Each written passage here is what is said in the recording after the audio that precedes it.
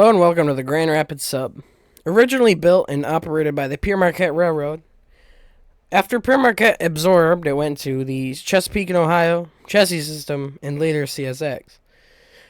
The Grand Rapids Sub starts out at Grand Rapids, Michigan, more specifically the Wyoming Yard, where it spans 136 miles before hopping on to the Norfolk Southern, and, manifests terminate in Chicago Bar Yard.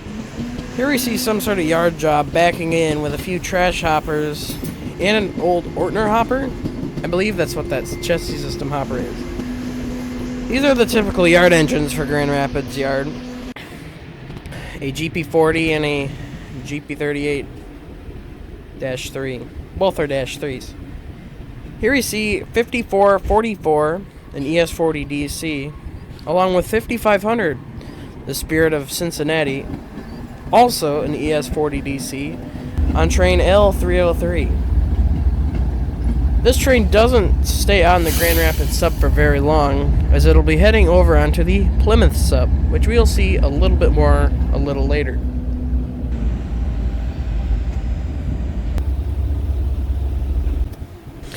Here we see that yard job coming back out once again, with the GP38-3 leading and the GP40-3 leading.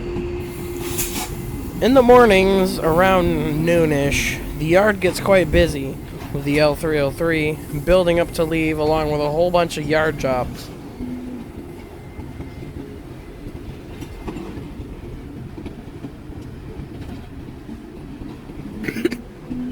Now with a few more cars, being boxcars and hopper, he ends up pushing back into a track. Not sure exactly what the whole assignment for today was. However, he was basically just switching out the yard. I believe that is Y297 or Y106. Here we see Z739 coming out of the yard with the Grand Elk power as usual. Z739 is a train that runs over the Grand Elk. It is usually led by EMD power. We don't see this train a whole lot in this video because it comes in at weird times sometimes. It usually sneaks around after L303 leaves Grand Rapids Yard. However, that ain't always the case.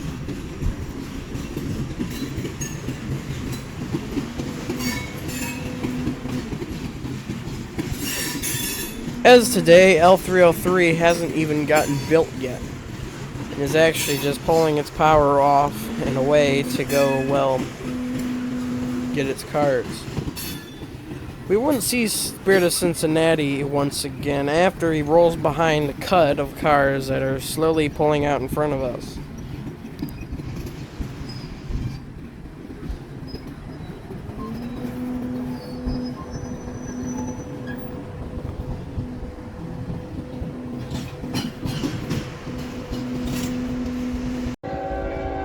Here we see M326, the daily manifest from Chicago Bar Yard over to the Grand Rapids, Wyoming Yard. Today I had a special treat trailing second out, the CSX 1871, the Atlantic Coastline Heritage Unit, very far from its home rails in, the Florida area.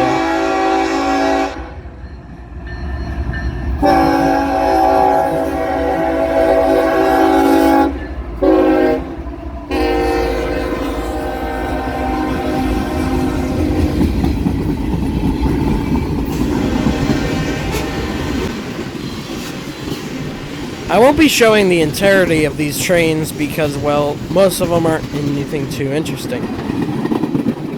I will be showing some of the more interesting cars on some of these, but the first few 326s and 303s will be the entirety of the train. M326 carries basically everything, including, as you just saw, the telephone, electrical poles, whatever you want to call them, They also usually have some pretty interesting cars on it, like that Western Pacific Hopper. Fallen flag rolling stock ain't too common on these trains, but it ain't rare either.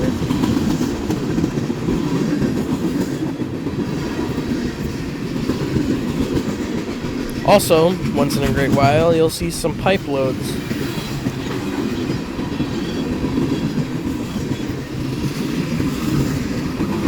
Here comes the end of this train. The very next train is yet another M326. This time being led by CSX 3010, formerly the Gainesville Midlands sticker unit. I do not know why or how it lost its sticker, but you can actually kind of see the residue of the sticker on the nose just in front of the 3010.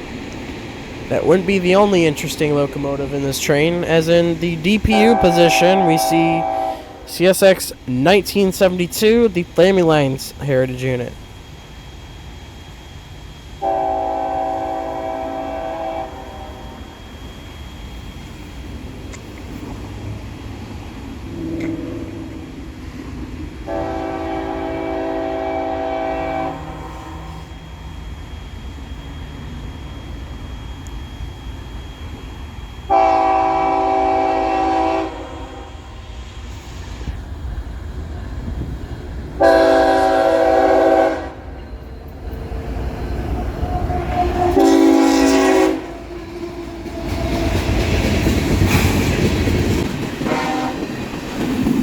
This is yet another regular M326 with basically the same cars as last time, except, well, this time one of the hoppers is a Burlington Northern instead of Western Pacific.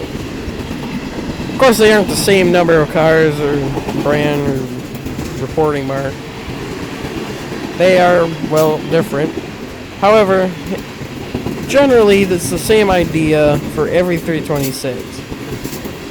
Mix of potash hoppers, tank cars, I'm pretty sure filled with asphalt, gondolas for scrap metal, boxcars for various goods, of course the telephone poles or electrical poles. There's that BN hopper followed by an old co-op hopper. And here comes the prize of the show, CSX 1972.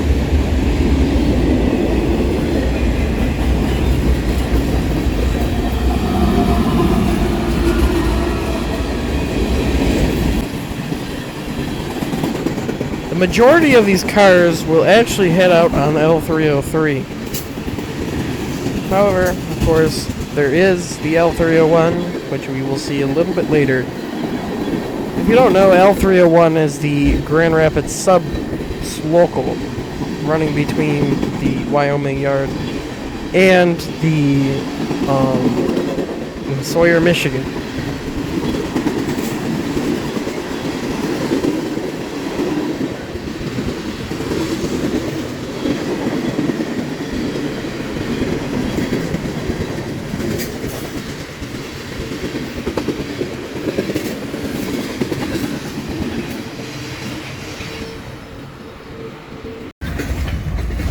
Here we see yet another L303 with a pretty interesting power leading.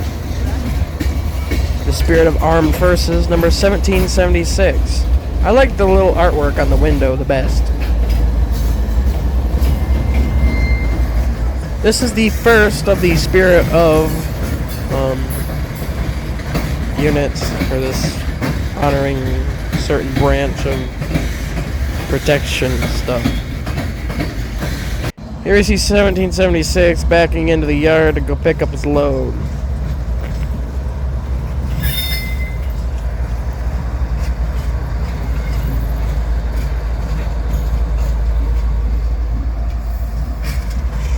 After about an hour of building, we see 1776 rolling out of the yard again with a little horn salute.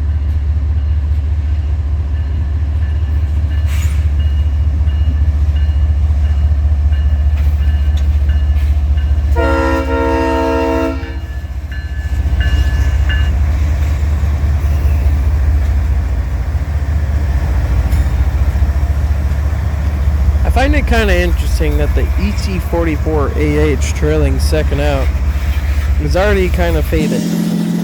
Something interesting happened on this train where we see a decent sized cut of the steel slab cars that run between Detroit and Middletown, Ohio almost every day.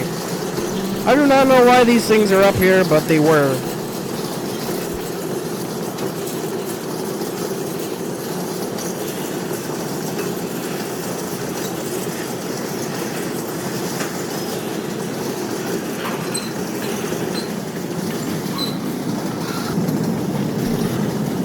Another car interest here is a couple BN hoppers.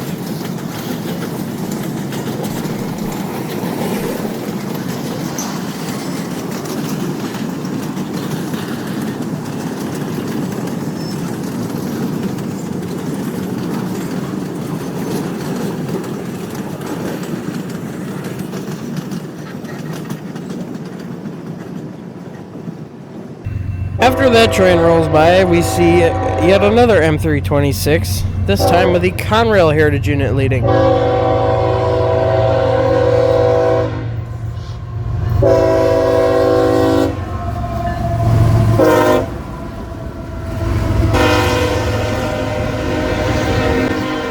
This train didn't have anything too incredibly special on it besides a big blue hopper. And, well, that was basically it for this one. So, let's just skip ahead to the end of this train, where we will catch it yet again coming in, or yet again, this time coming into the yard. This is the other side of where we last were.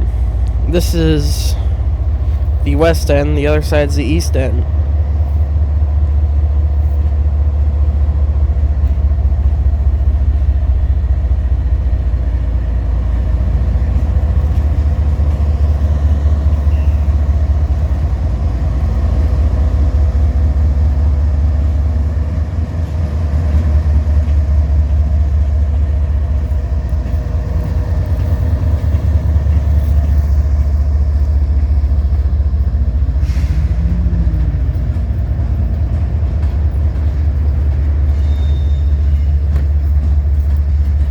For whatever reason, 1976 was coming up to Michigan a lot this week. You would see it yet again in the nighttime, leading yet another 326.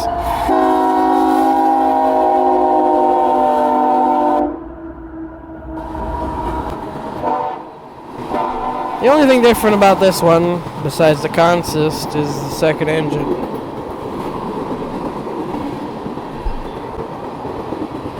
Nothing too else special besides those pipes on this train, so let's just skip right to the end and get on to something interesting that happened. Here you see an executive mech in the Port Sheldon yard. Port Sheldon is where they stage empty and loaded coal hoppers. Here you could see another executive mech. This one 9406, while the other one is 9786. All of a sudden, the 9786 began reversing back into the yard a little more. Sadly, it wasn't to connect up just yet, and we would never see him leaving out of the yard. However, it was nice seeing two exec mechs in the same day in the same yard. We would try to go down to the other end because they ended up reversing by the other one. However, they didn't wire the power around, so you really couldn't see both of them. So we ended up leaving this one as it is.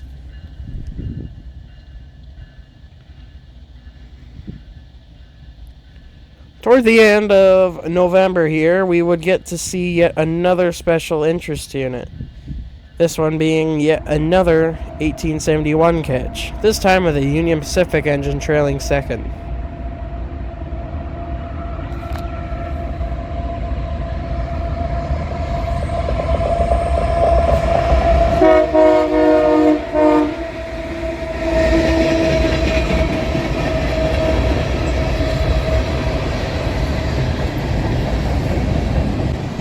this one did have a weird, kind of interesting thing about it.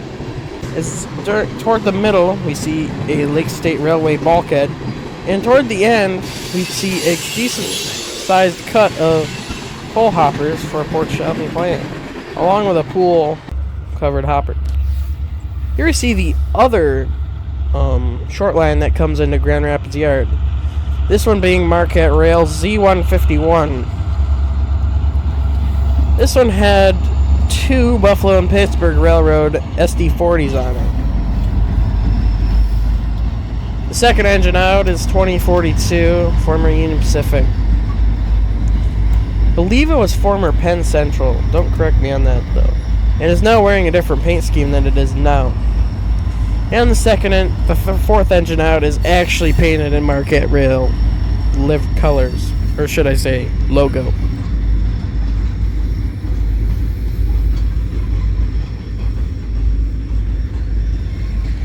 This cut had a couple interesting hoppers on it. There was some really dark gray hopper toward the middle, right there. And then there was a really, really light blue hopper. It would be a shame if I did something with that hopper, because it looks like a certain blue, but oh well.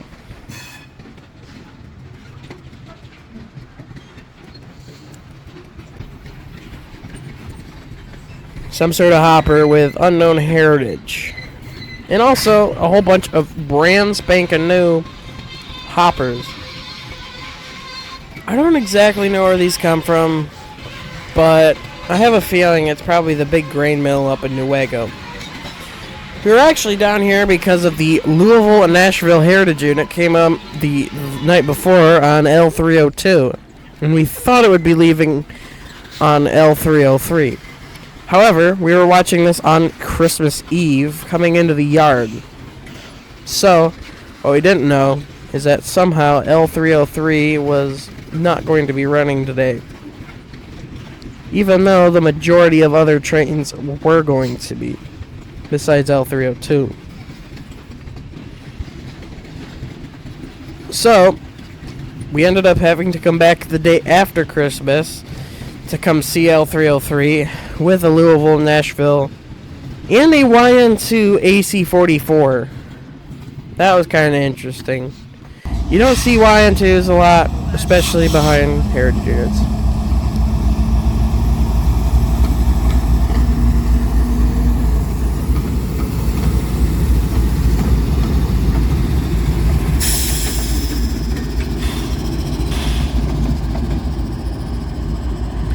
Also found it interesting 154 was not one of the steerable ones. I find those are a little more common. Kind of like Spirit of Cincinnati, there was a yard job coming out to come block it before it would come back through. Of course, the yard job ended up stopping, and just as it was nearing, L&N was nearing us once again, the yard job started moving, and barely cleared up in time. Well, it didn't, but yeah.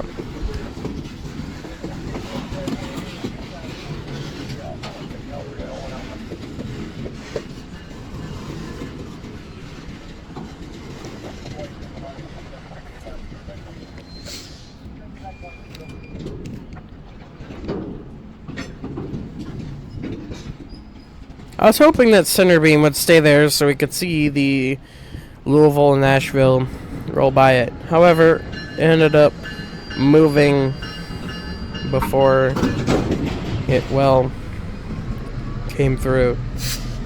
And it also shoved back a little more.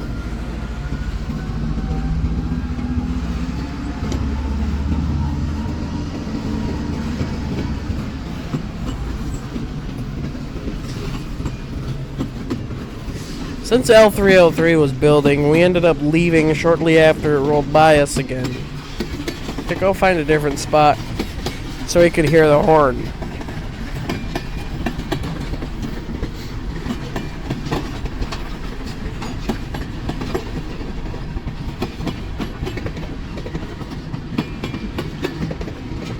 While we're in our new spot, we saw a high rail go by. However, for whatever reason, they took a long time to get out of the yard, so we went back to check, and all of a sudden the gates go down and we see L&N and the 154 roll by.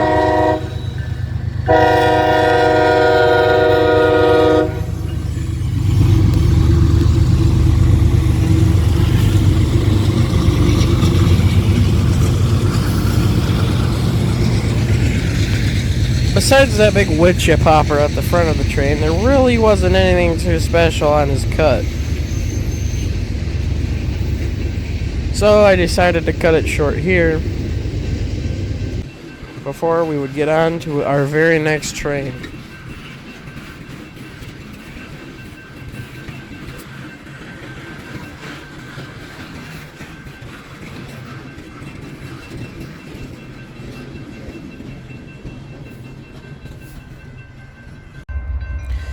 Here we see a rebuilt, or freshly rebuilt, AC-44 leading 326.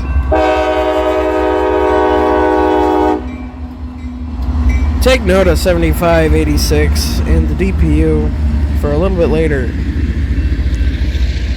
The interesting about this M326 though is that it was 716 axles long.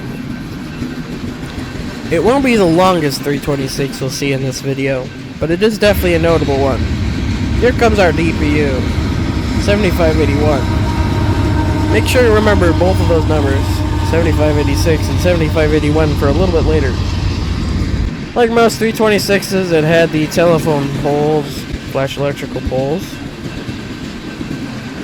along with another few cars of those. Otherwise than that, nothing else too notable of this train. For whatever reason, it was mostly hoppers, but yeah.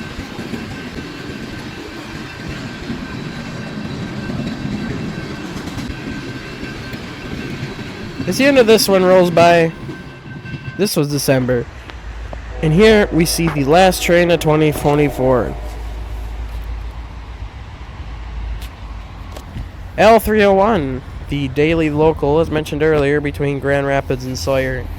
They don't work all the way down there usually, but here we see 2428, the resident SD40 for a while.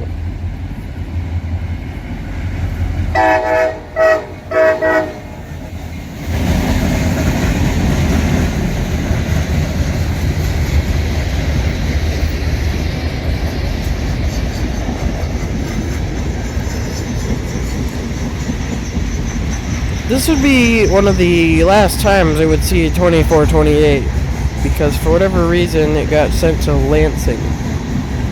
Now a pair of SD40-3s have been running the local. Personally, I'd rather have one of the ex-Conrail SD40s or a regular straight SD40 run the job, rather than a pair of SD40-3s. The very first train of 2025 would bring us a huge surprise as I wake up to see a City Rail leader.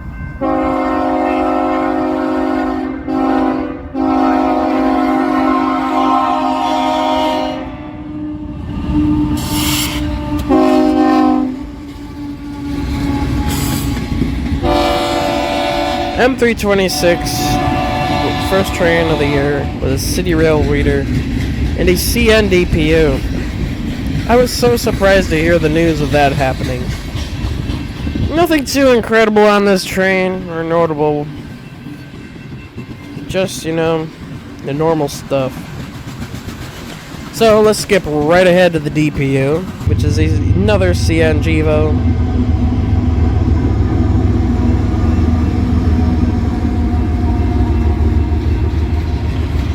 And well, nothing else too special after that. So let's just skip right to the end of the train after these fresh new hoppers roll by, along with a relatively fresh asphalt hopper. Otherwise, there's that train. Here you see yet another M326 with two SD70 Max, one flared, one not. The leader being the non-flared, the second one being the flared one.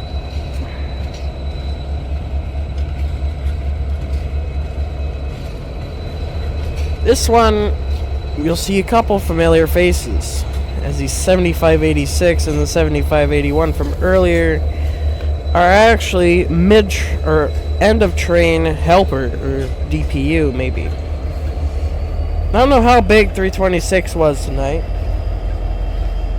However, I guess it was big enough for them to get a little help over the hill. The two AC-44s are slowly shoving their half of the train up into the yard.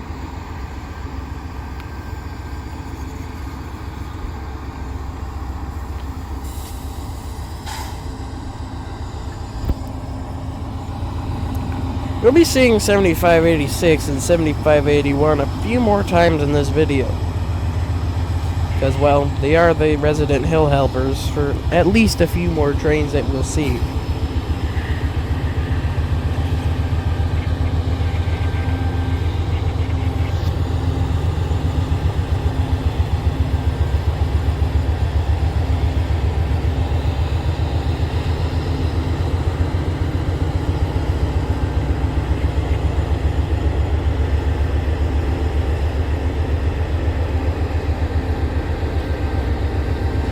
Here we see, after this, we see yet another M326. This one being led by another special interest engine. This one being CSX 1900, the Seaboard Airline Heritage Unit, which apparently recently burned up. So, yeah, kind of nice to see it before it was burned up and stuff.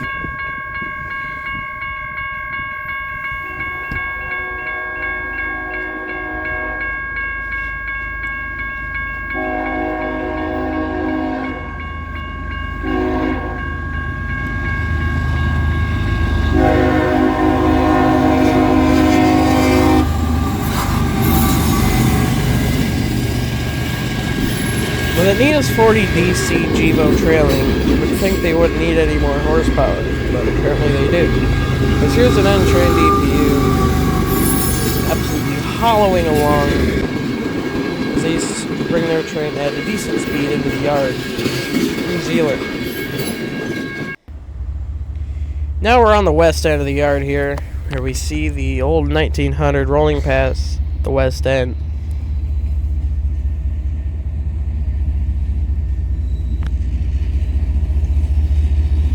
I don't know why they're going so fast through the yard, but they were. They must have just really wanted to get it in for the night.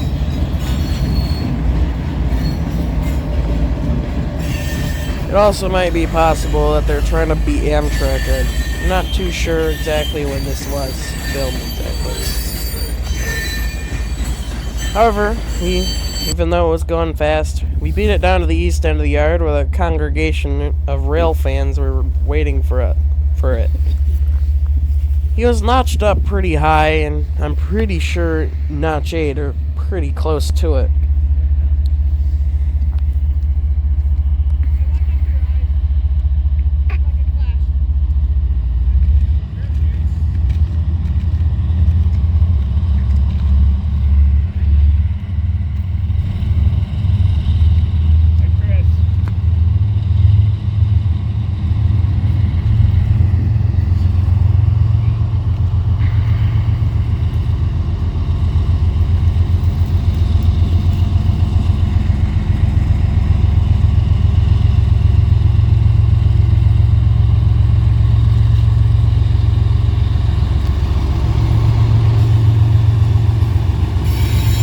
I think the Seaboard Airline paint scheme is kind of weird, but I kind of like it too. The cream and dark green is a weird combo, but it is interesting. The very next train we would see something I've never seen before. This one being X326, an extra 326. I don't know why they're running it, but oh well. This one had the Spirit of Grafton trailing second.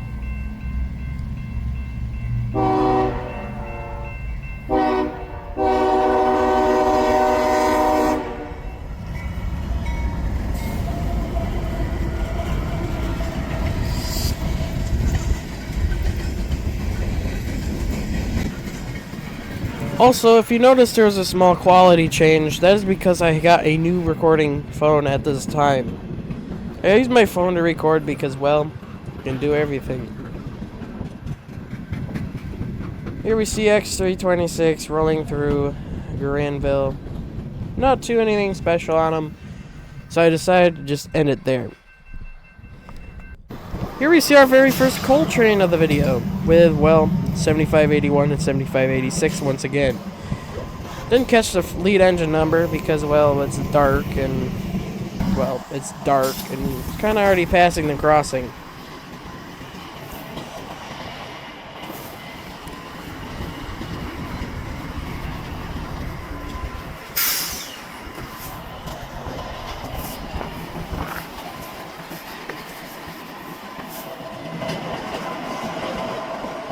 There's some sort of other engine sitting in front on a different track.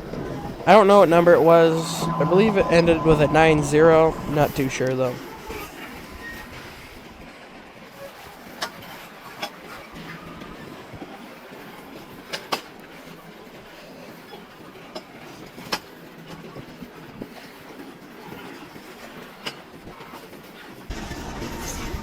Here we see the DPU here, a BNSF Ace.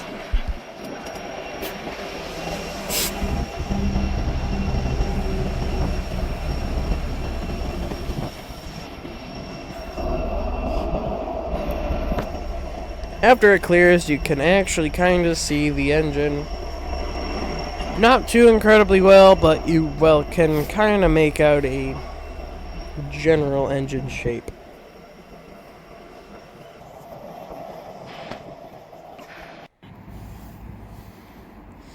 Here we see a L301 once again, just outside of Waverly Yard, with the Soul SD40-3 running long hood forward.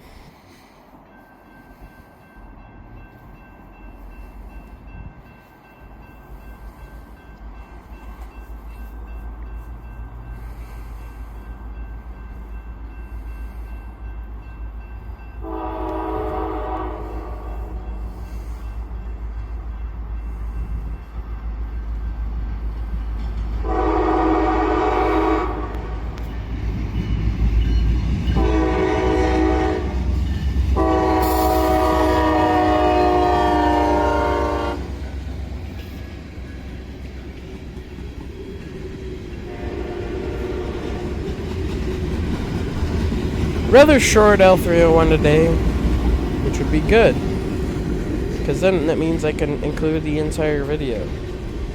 The very next train would be kind of interesting.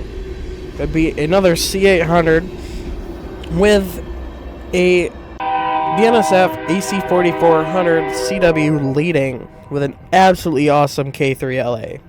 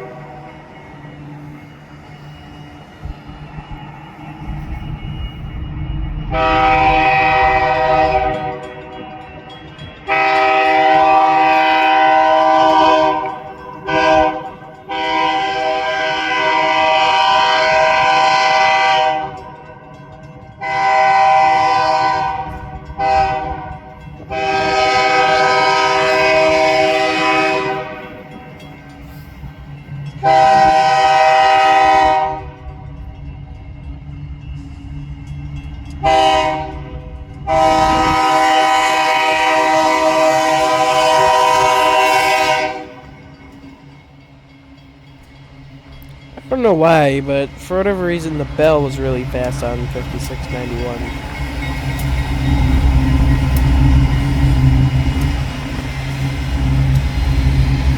Anyway, I find it also kind of interesting the lead BNSF engines paint versus the brand new CSX ones. So much duller than the brand new CSX engines. I'm pretty also sure that 5691's probably been on coal service for a while.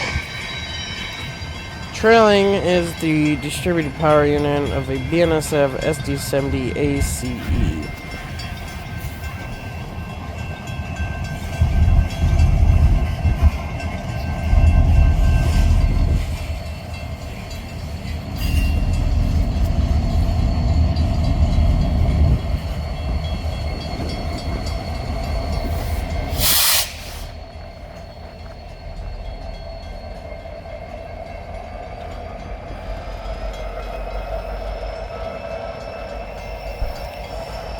The very next train, we head back toward Grand Rapids Yard, where we see a CSX L302 with a pair of AC-44 rebuilds leading.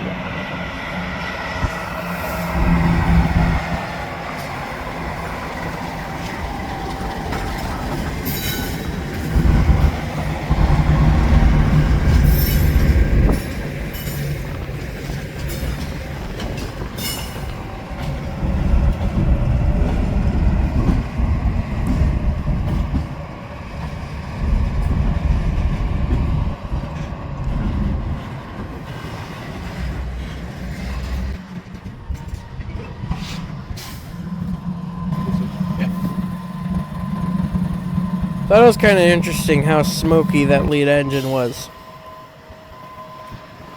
Maybe it was just cold, which it was.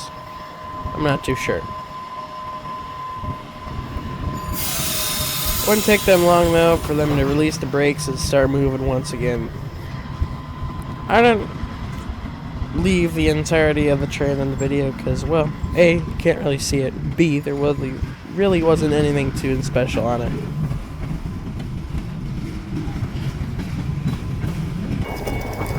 Here we see Amtrak for the first time in this video. Amtrak P370, or better known as the Pure Marquette service. Rolling through downtown Grand Rapids, just outside of the station.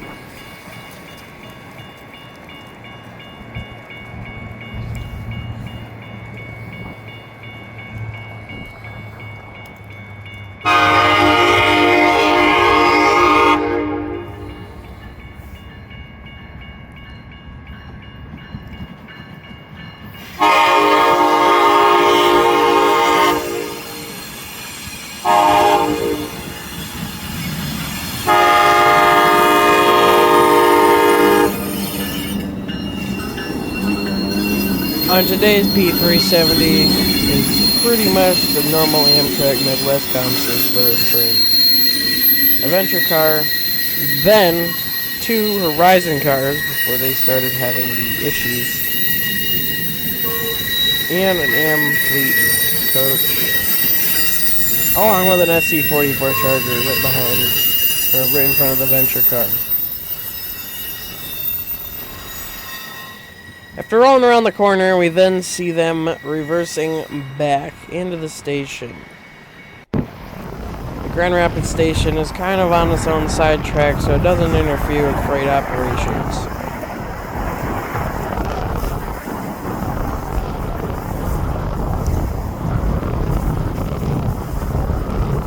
You can see the light coming out of the back, which I believe is just the conductor holding a flashlight so you can see. Go back yet.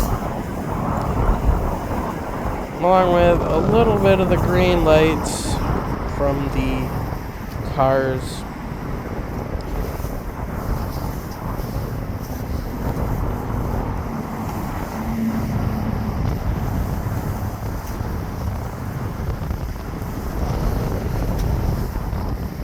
I don't exactly know why there's green lights on the cars. I assume it's to indicate that it's moving. I believe yellow means that it's slowing down and red means it's stopped. Correct me if I'm wrong though.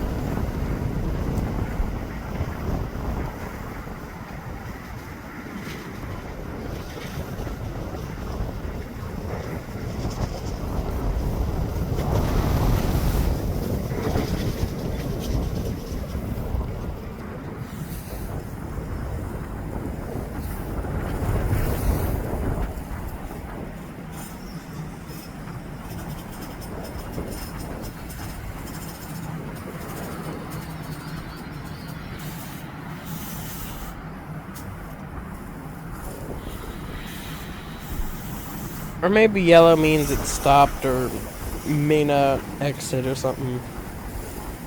I'm not too sure. I believe this is the beginning of the Plymouth sub. Or the very, very end of the Grand Rapids sub. I'm not too sure. But all I know is that we were either close to the end or the beginning of one of the subs. So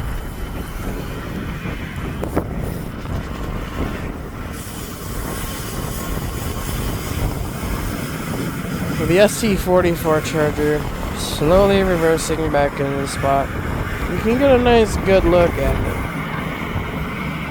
as it sits here for a little bit before going to the Y to go turn its power run, so that the SC44 is facing into the station.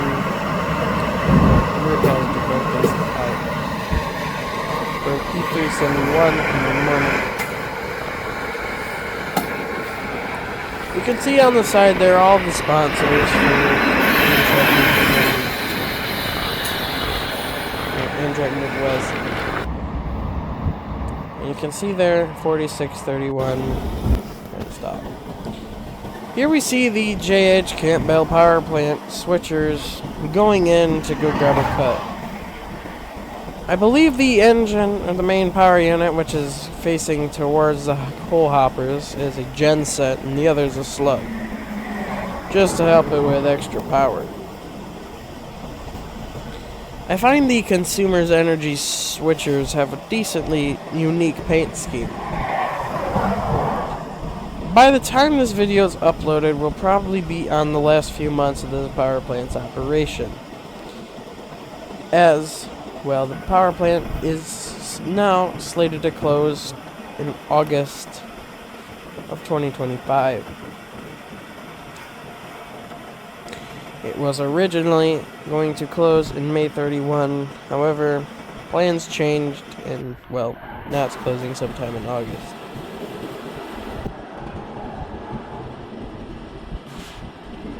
Here we see these switchers probably charging up air to move back with a small cut of empty coal hoppers.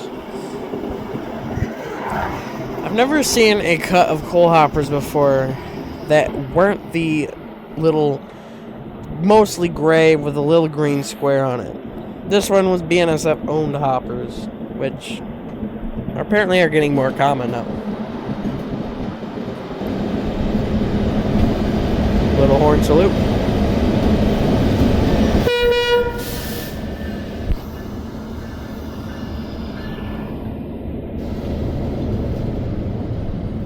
On this cut, there are a few wagon wheels, along with some of the swooshes, along with a BN hopper, which we'll see a little bit better a little bit later.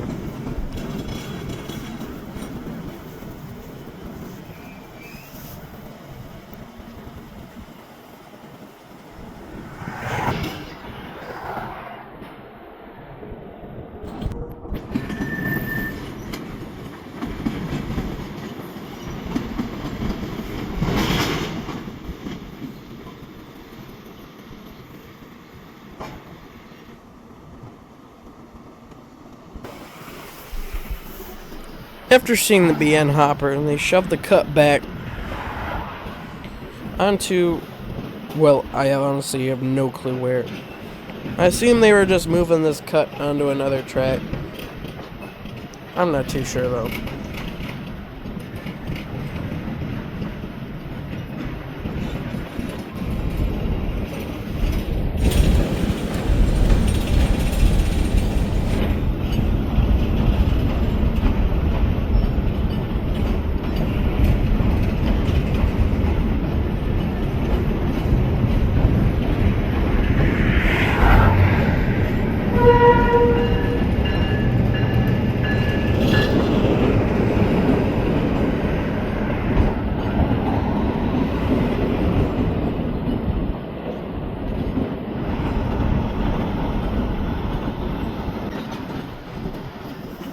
They ended up shoving over the little Y over there. I'm not sure why.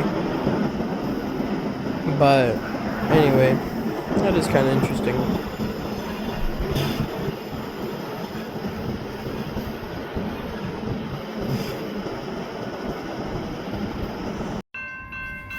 Here we are by Granville, where we see a YN2 with an absolutely awesome horn blowing through.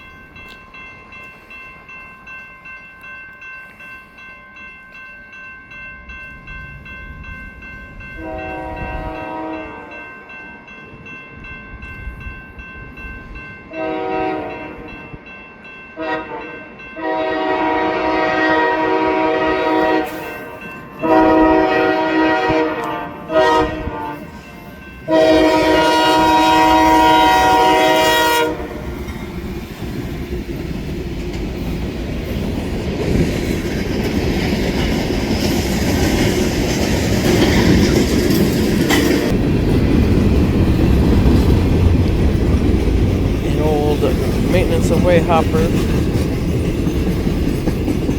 a whole cut of what I believe to be gondolas in the CSX filled with ties. Along with a few more of those yellow maintenance aways. Other than that, onto the end of the train, we head down to the yard once again to go see what was going on down there. Also, another cut of, well, hoppers for the power plant. Through loads. Here we are at the yard where we see a yard job rolling out with standard power. They were cooking cars this night. I'm not sure why. Probably just because they wanted to be done with the day. 2003. Been here for a very long time. I'm not sure if 2013 is still here, but I wouldn't be surprised if it is. For whatever reason, yard power for the Grand Rapids sub doesn't get switched around very much. So, that is something. If you like certain kinds of engines, especially the smaller Jeeps, the Grand Rapids sub might be for you. As you'll see later, they aren't just rebuild Jeeps working in the yards, but also some older Jeeps, along with older relics.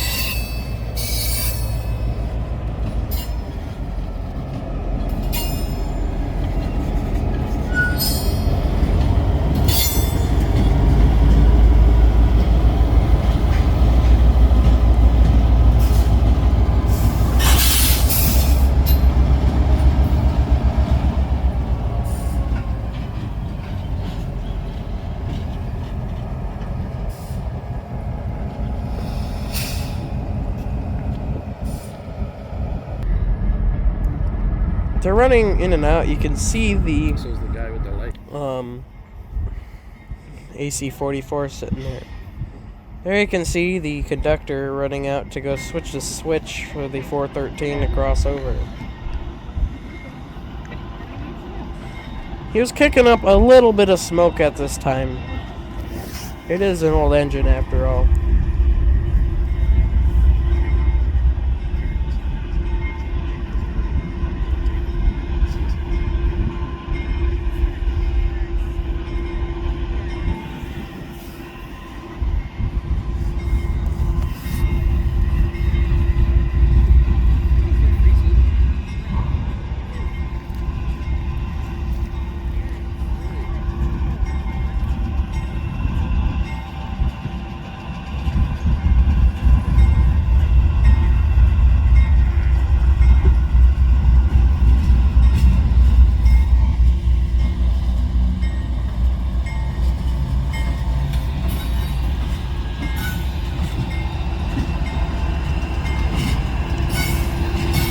slowly rolling by here on the east end.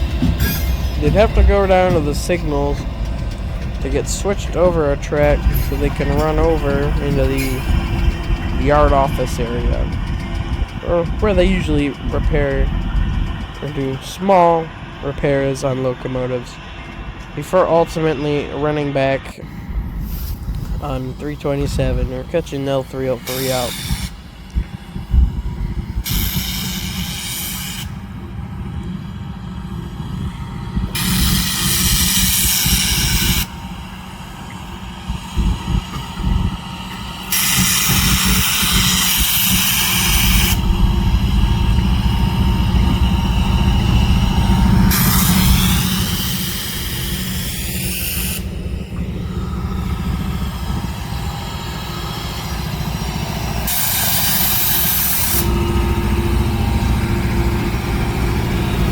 They had to switch a switch, but they did have to, well, stop. So, it's kind of interesting they stopped right in front of us, so I was able to get a couple nice pictures of it. An old YN2 the mainline train of the day.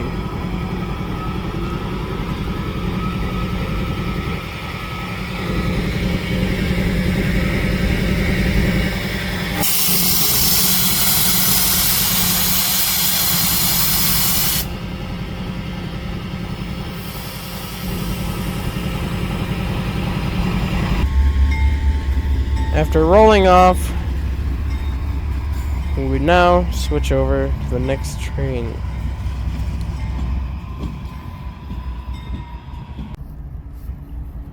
We heard over the radio that this train here was having some problems with his brakes and went into emergency stop. So we were able to get ahead of it here at an interesting place to watch trains at. As you can see, we are by a river. However, we're not just by a river. We're by an old 1900s era steel bridge. This is the New Richmond Bridge Park, where you get a decent view of trains heading over the really, really nice, over 100-year-old bridge.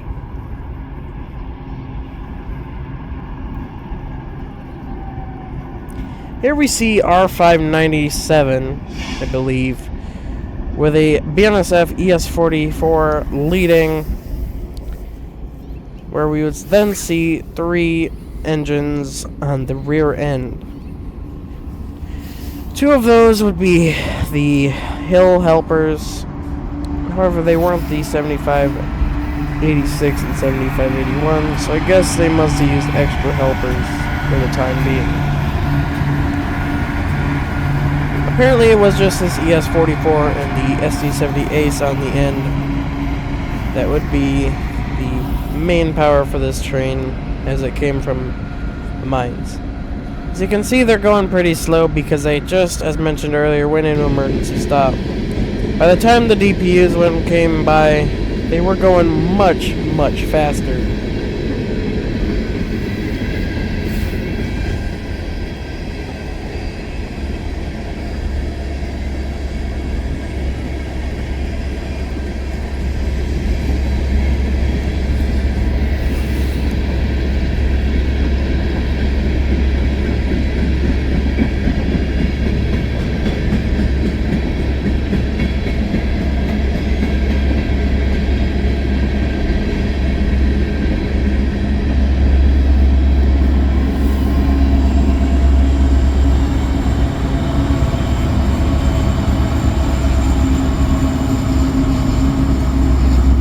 Just after these engines passed, they revved up even more.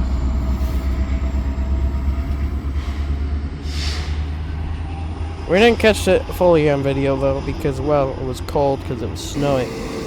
We ended up heading back home and we'll be heading out once again to see a SD70 Mac leading with the Spirit of Grafton once again trailing.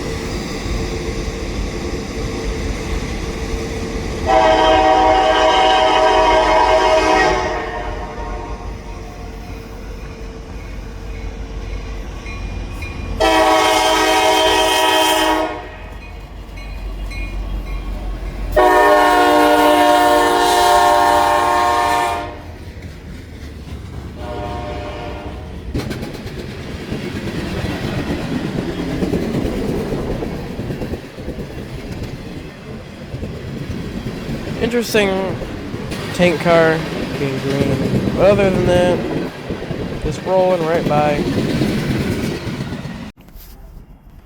We'll then head down to the yard to see that Grafton did not head out on 327. Since the power was elephant style, they decided to, well, just run it up on L303. If you heard that squealing, that was most likely because of a brake that was stuck on the 4569. They played around with that for around a half an hour before getting it working again.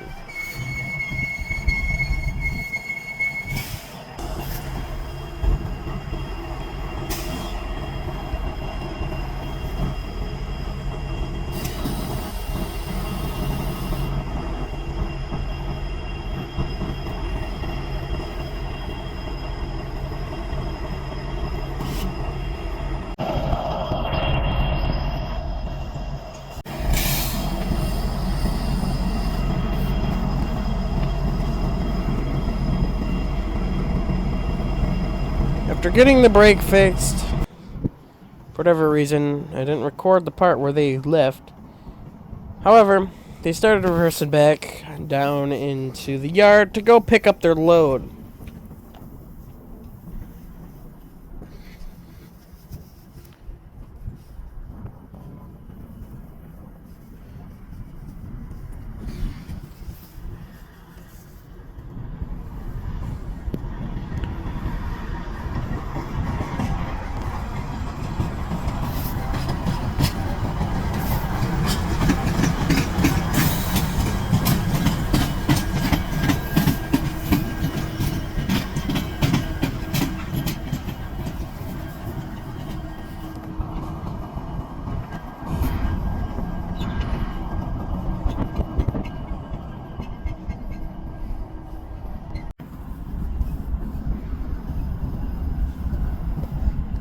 Traversing on to get the cut, they slowly came out of the yard.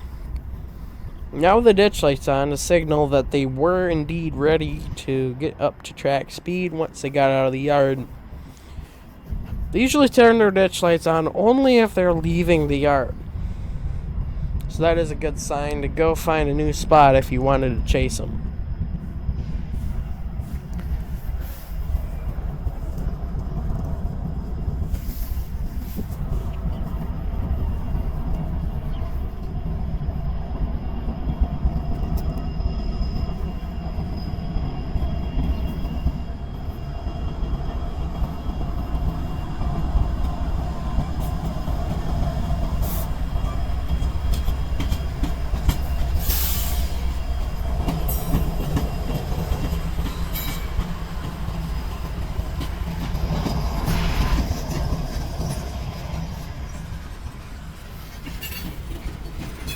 We then head down to the downtown area of Grand Rapids to see the train at a crossing to hear the horn.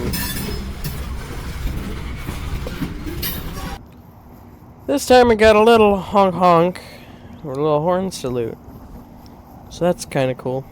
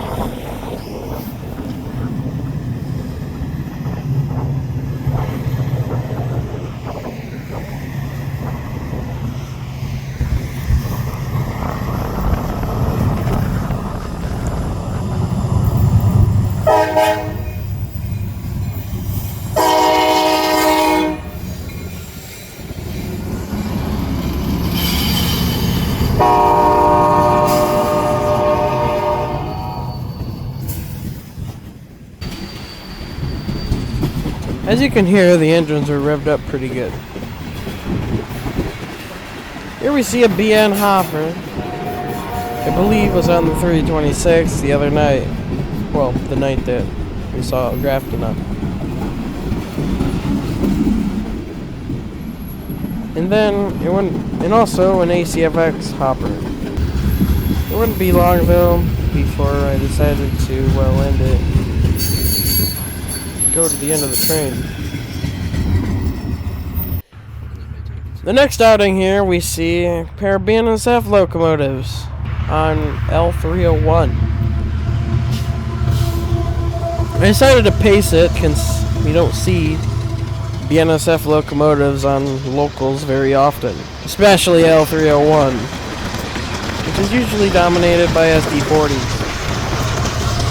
I guess the SD40 must have clapped out or something this day. So, must be a pair of BNSF engines. Came in to go work for him.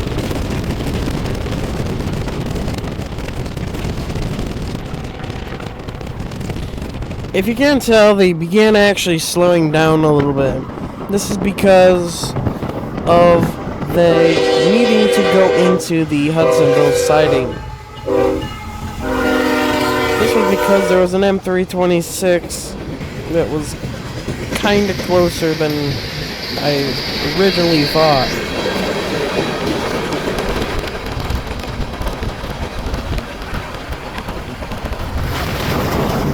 And see, there's a BNSF hopper among with some of the other regular hoppers that I usually see. There's also a few BNSF hoppers in front of that, which I didn't catch right then and there. Here we are catching back up to the locomotives here. We see a couple cars for business. We'll talk about a little bit later. Then back up by the engines here.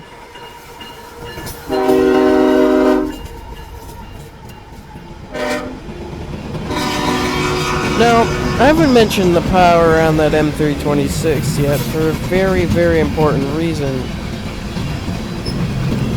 This was because, well, the power was a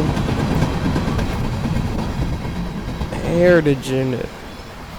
This heritage unit being the CSX Seaboard System heritage unit, which I have seen 3 times as of the making of this video on the Grand Rapids sub. So that is kind of interesting. Twice on M326 and once on L303, which I didn't include because I only got a picture of it. That would have been in the first part. Anyway, here we see 6261. They began slowing at this point because, well, as mentioned, they had to get in the siding for the M326. M326 had a SD40-3 trailing second out.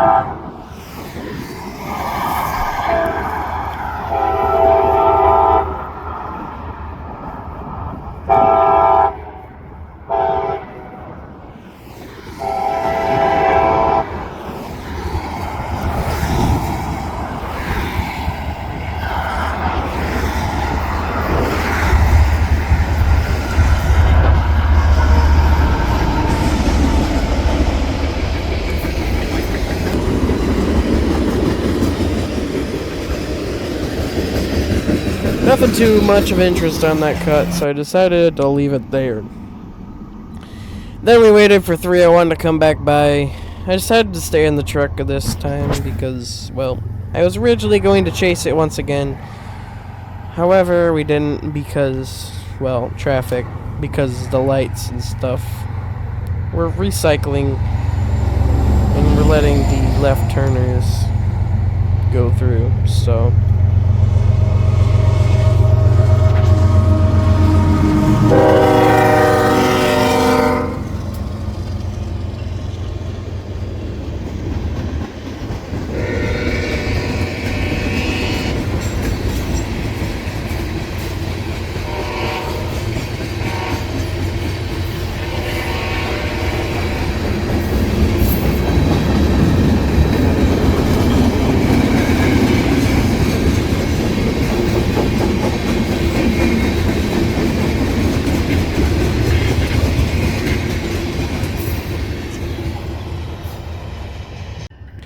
Here we see yet another Amtrak P370, this time with the Pepsi Can Heritage Unit 160 leading.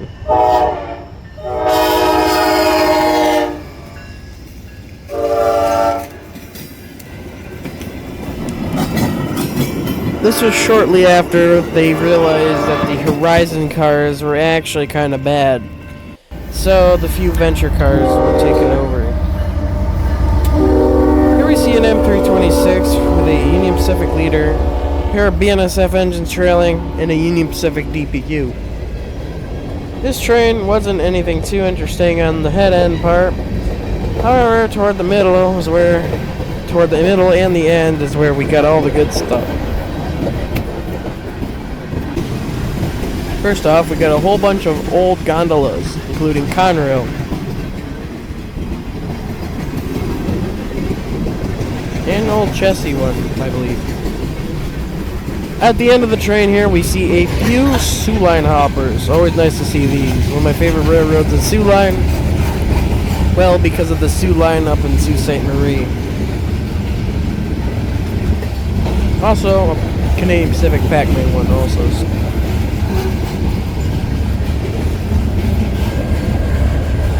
And then here we got the Union Pacific AC-44 slowly rolling by. We got an L301 with pretty standard power, SC40-3s.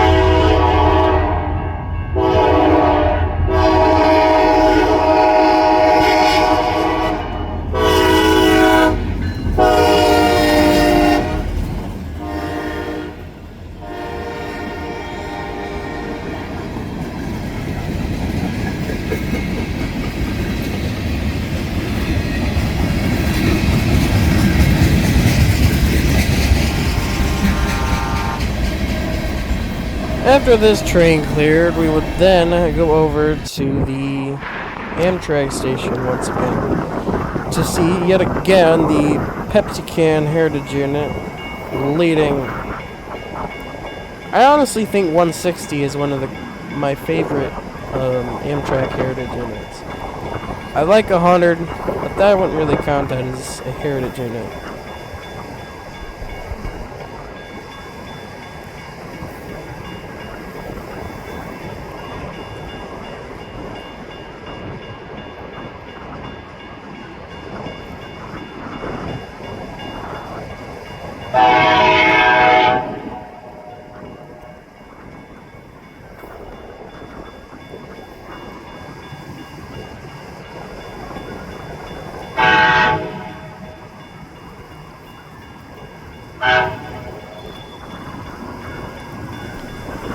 This P370 basically had the entirety of the same consist as the last one. Maybe a couple new numbers of the Venture cars, but still had the 3 Venture cars as the coaches and the Am Fleet as the cafe car.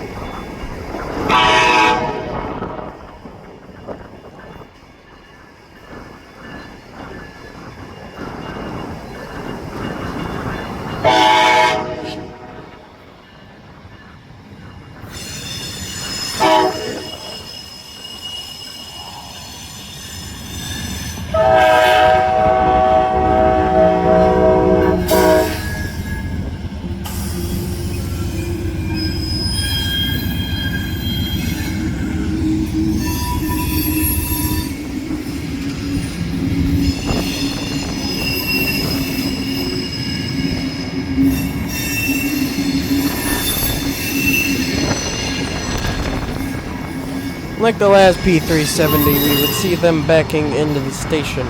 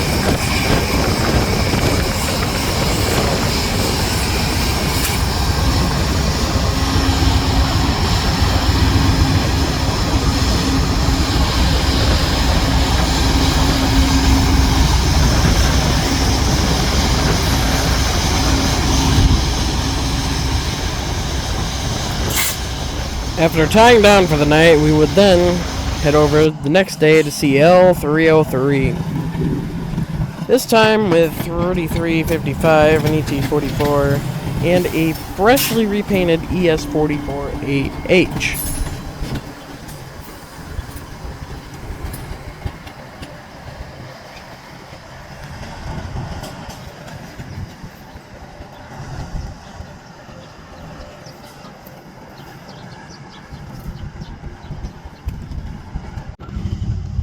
Now with 705 and 3355 on their cut, they still would have a little bit more work to do in order for them to head on out toward Detroit.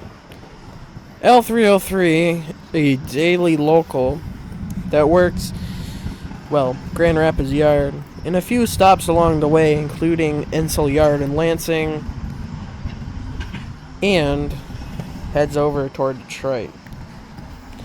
Not exactly where he all works, but that's just a short list of where he does.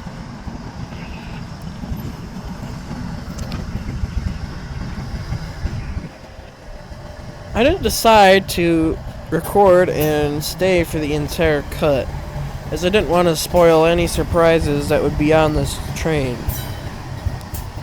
So we would head down the line a little bit here. Kinda found it interesting, 3355 store was open. I would head down to Garfield Park, Michigan, where we would see 705 and 3355 pulling their train over across the control point of Seymour.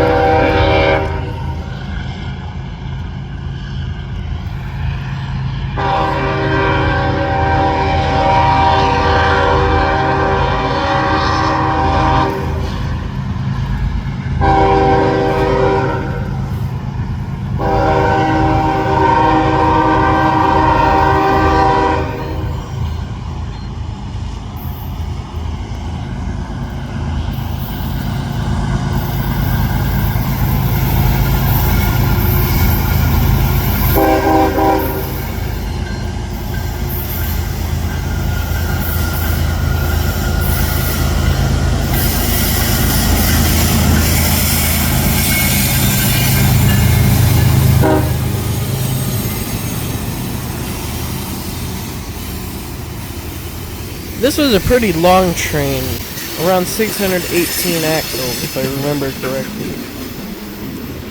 He didn't have anything too incredibly insane on his cut. However, he was very, very long, as mentioned earlier. However, there was a couple interesting things, like this hopper right here for Norfolk and Western. Other than that, though, I don't think there was anything too incredibly insane on it, except maybe a couple odds and ends here and there. It wouldn't be long, though, before I would decide to cut the video here and wait for the end of the train to go by.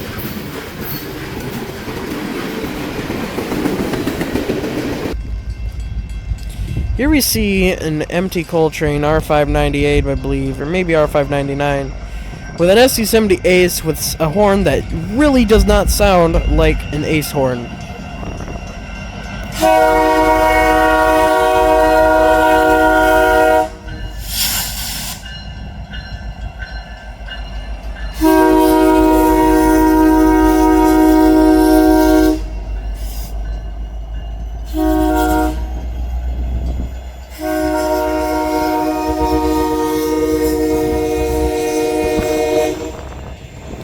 I like these cars here, or at least the BNSF cars, because they usually have some BNSFs and BN cars on it.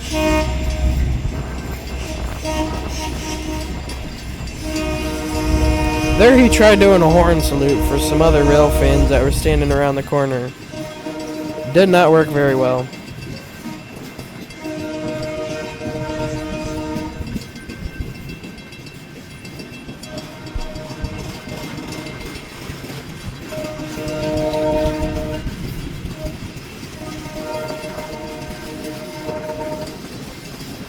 I decided to play most of this train here because of all the BN hoppers, and along with the old H1 style hoppers and the swooshes. I find the BNSF cut to be the most interesting. I've only seen it a couple of times, I guess once, but it's still interesting to see.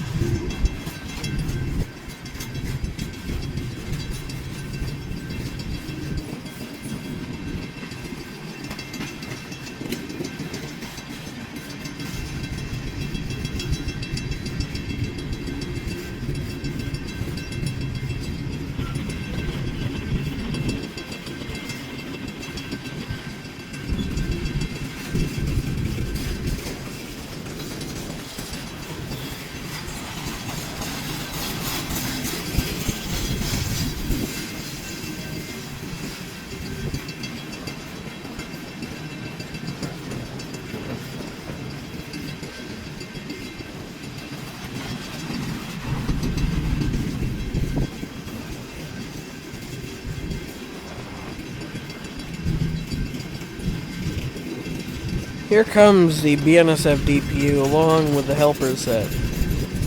Notice 7586 and 7581 are no longer helping the coal trains. I'm not sure why they changed them. Must have needed maintenance or something. They changed them out again here recently. Apparently it's been running mostly with BNSF aces, but I guess we'll see later in the video if that is still true.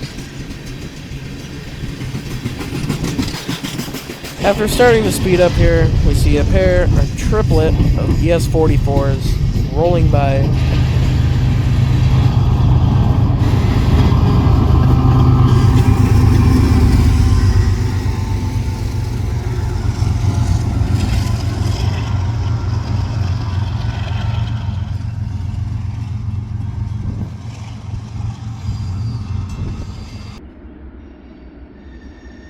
Here we see an M326 here at the bridge again, in Richmond Bridge Park.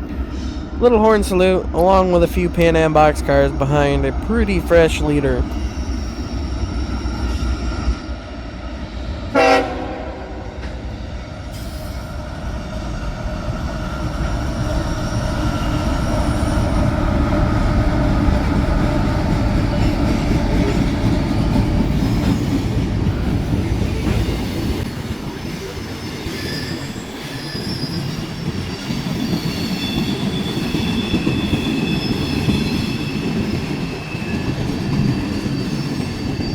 Other than the Pan Am boxcars, I decided to let this video roll.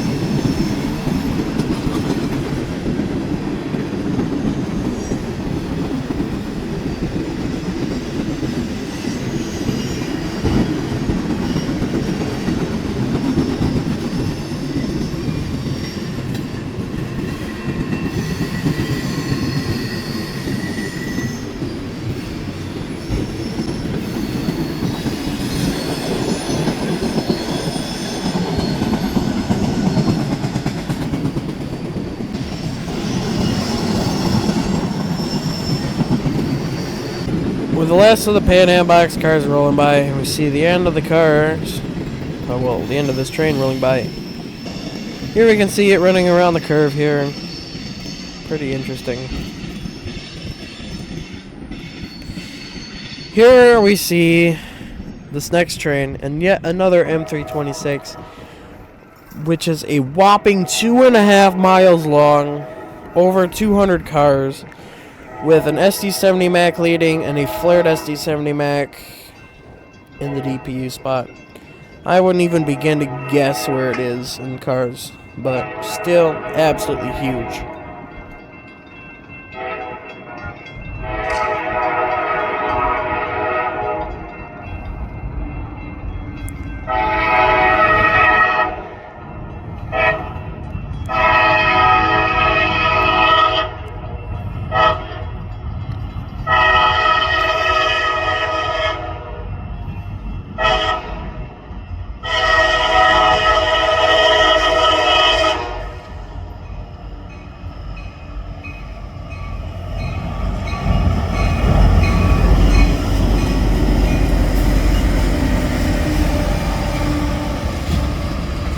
I believe the original part of this clip was about 2.5 minutes long. Also notice the 3 flat cars in between the pylon cars here. Apparently these are ultra sized. Other than those telephone poles, we see a Sioux Line hopper and a Canadian Pacific Pac-Man hopper. And a few more of those Pac-Man hoppers. Here we see the DPU 4740.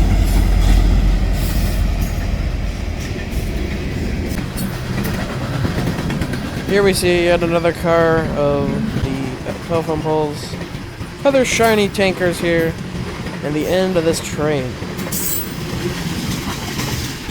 I decided to leave a little bit of B-roll in here of us heading towards the next area where we would wanted to see it. He took a very, very long time to get around because he ended up having to slow down for a crossing that was tipped over. I didn't catch that on video, I don't think, but you can see the lead in. He also hit the 19.1 defect detector there. So, yeah.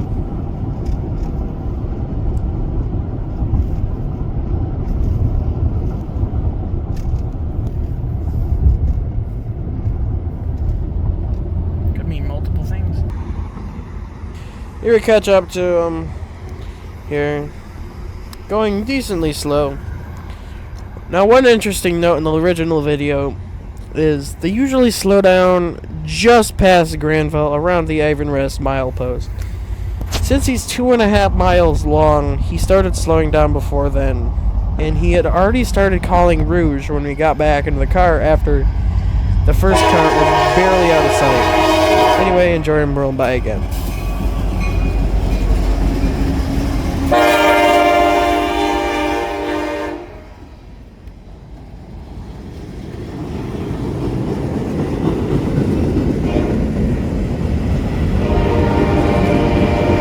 For anybody wondering how many axles this train was, it's 850.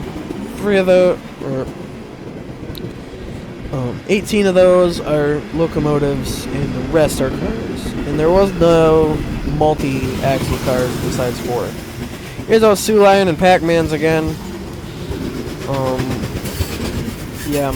And then up here again, we see the DPU and that other electrical pole car.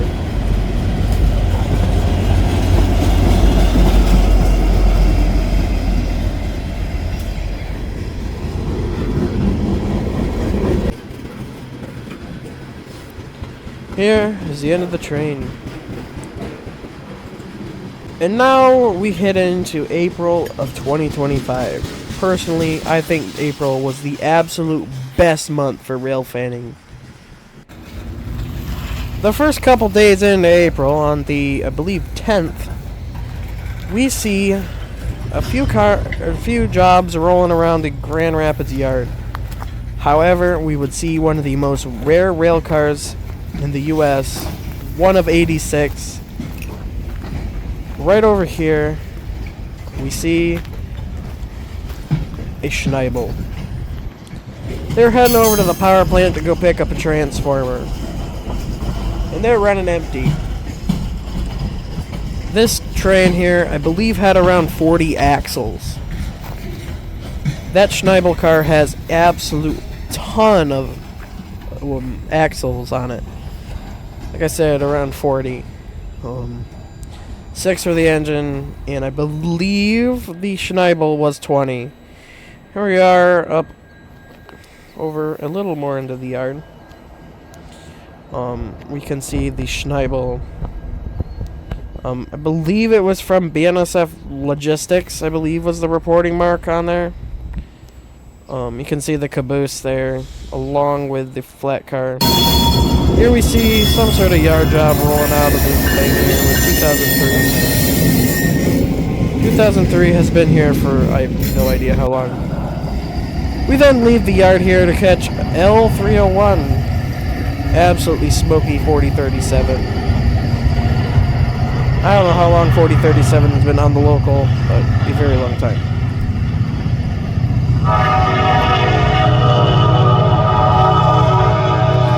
For anybody wondering, those signals over there are Ivan Rest, so, yeah.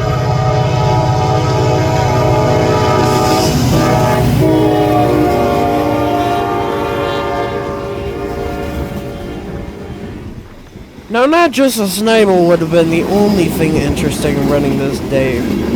Now, apparently, there was the L303, the train we've seen earlier, apparently was running with a AC-44 rebuild with a BC Rail style K5.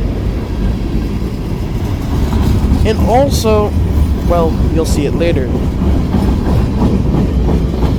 However, we would head back into the yard to go check back in on the Schneibel. We see 2003 rolling out of the sidetrack, pulling a few cars out. And right behind it, we see Marquette Rail Z151 with the Buffalo and Pittsburgh 3343 rolling in. Right behind it is a few Marquette Rail engines. 3406, a really smoky one, and 3413. Marquette Rail doesn't have a ton of engines, so it is pretty common to see the same engines over and over again. Here they are, slowly rolling into the yard here, ending up stopping to, well, go do whatever. Probably to flip a switch. Not too sure.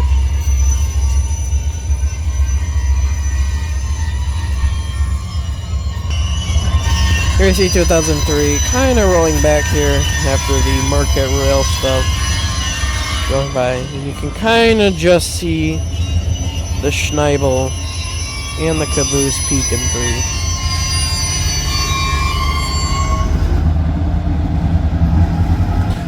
Then 2003 turboed right by the Z151 as it was stopped. Also, an interesting note, 2003's got a door open. I don't know why. Most of the times I see that engine, it does. I don't question it anymore.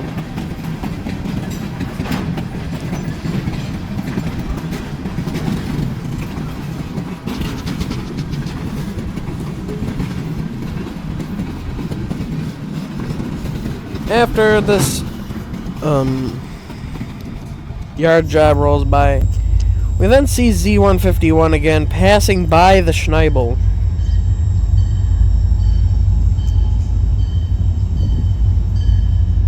But now the 3413 leading with our first cut of cars towards Sparta.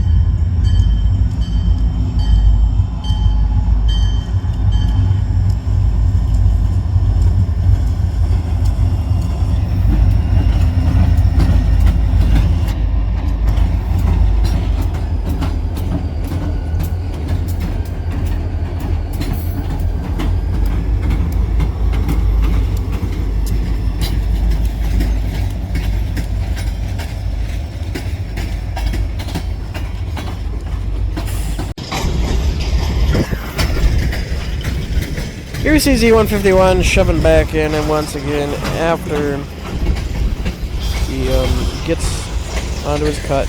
And here we see the 7247 with the BC Rail style horn.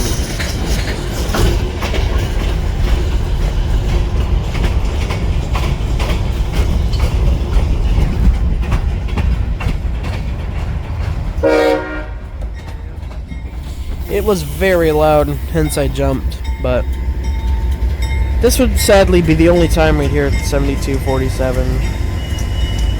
But, yeah.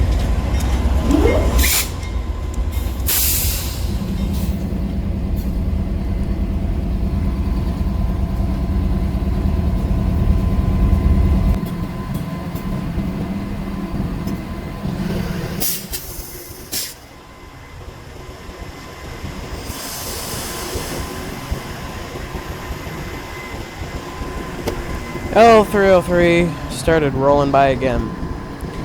However, the 5453 was having problems, well, with its fuel gauge. The crew had no clue how much fuel was in it, so they ended up rolling up just past the signal at Plaster Creek and grabbed a stick out of the woods and to see how much fuel they got in it. Here you can see the Schneibels there. Most of the rail fans that were here had actually went down to go see the Marquette Rail leave or the Grand Elk enter. Not too sure what it was at this time. So, yeah.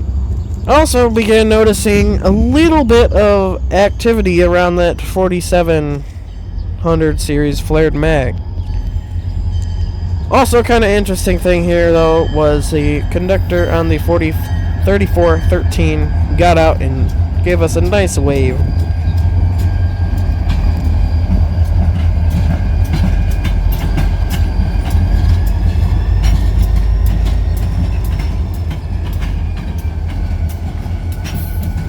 So, after the Marquette Rail got out, it wouldn't be long before finally we would see some action around that Schneibel. I'm not going to cut any of it out here because it's absolutely cool seeing something this big rolling down the rails. So, here we go.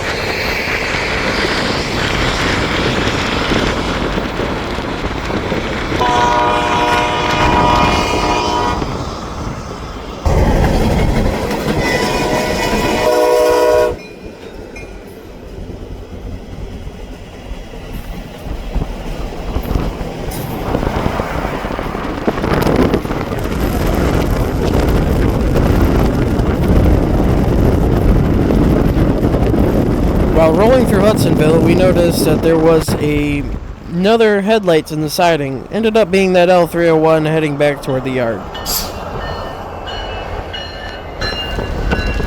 We then decided to pull over here to go check up on, well, let the sniper roll past.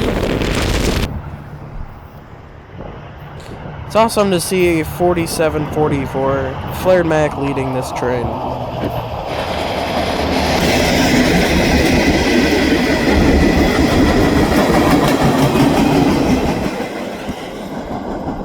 We then headed back towards the yard where we heard that there was an FRA inspection train to be handed over to Grand Elk.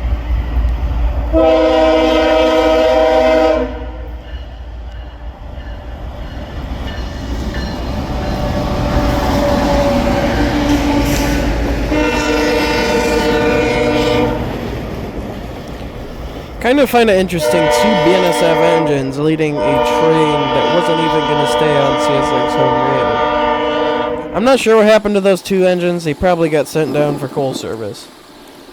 However, we head down to the yard here, expecting those cars to be picked up by Grand Elk. Spoiler, they were, and we won't catch that job. Here we see the Jivas rolling past.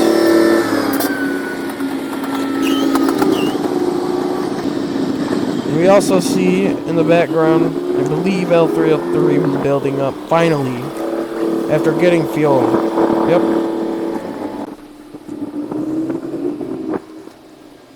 Sadly, we didn't hear that nice horn again, but, I guess take what you can get.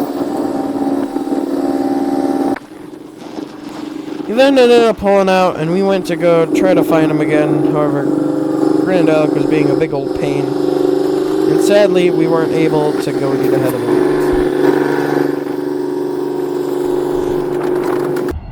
A couple days later, we would hear that S986, I believe that's the symbol of this train, was finally leaving Port Sheldon, and a whole swarm of rail fans went to go see him, rolling out with a transformer in tow.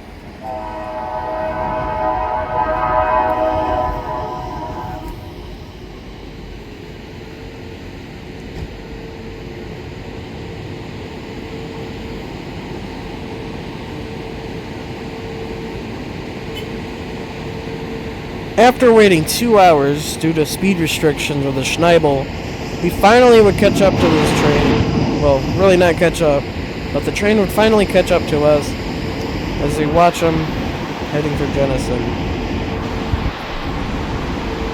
And with a little horn salute to make it even better.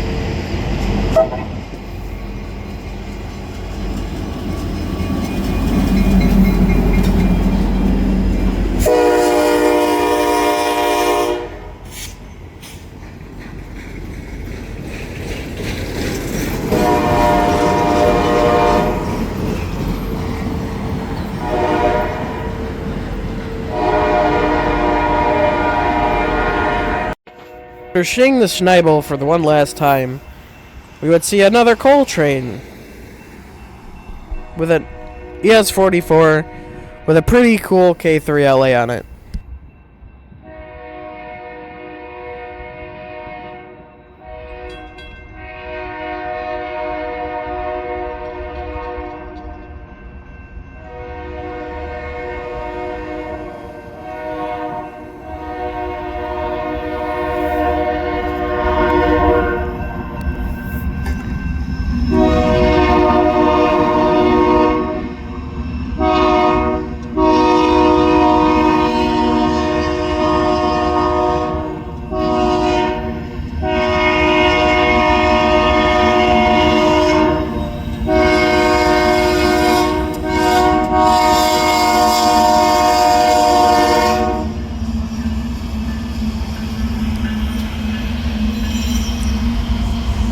Notice the helpers are once again not 7586 and 7581. As mentioned earlier, they were swapped out for 867 and 952, and I don't even think those are still running. The reason for tonight's outing is because of the DPU. The DPU is an AC-44, which is the very first BNSF AC-44 numbered, 5600. I should also say this is not a pre-production ES-44. It is a proper AC-44.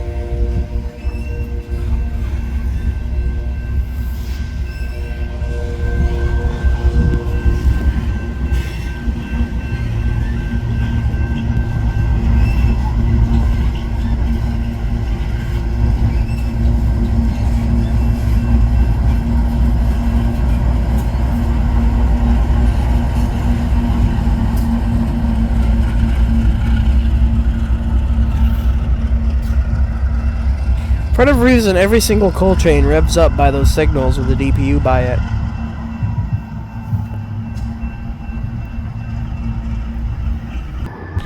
Here we see an L303 with an SD70 Mac leading. Take note of the leader's number. We'll be seeing it later on, well, another L303. And on L301 as well. I do not know how I got on that service for a day with a pretty interesting engine trailing second.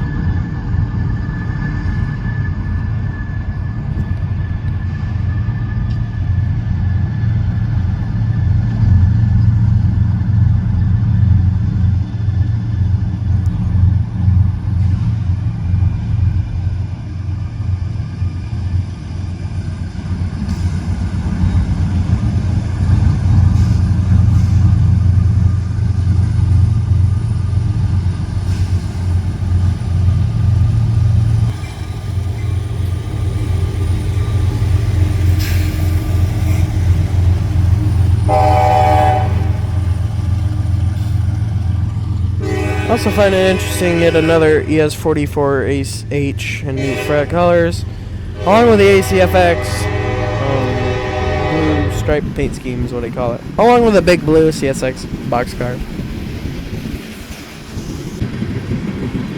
It wouldn't be long before the end of the train rolls by.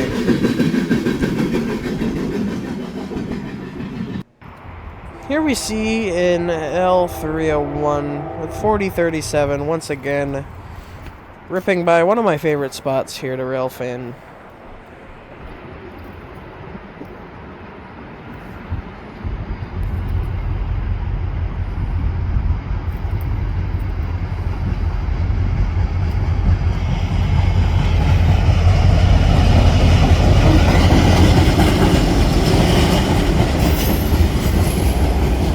We then had to catch up to L301 at the yard, as we found probably the most efficient way to go get ahead of trains.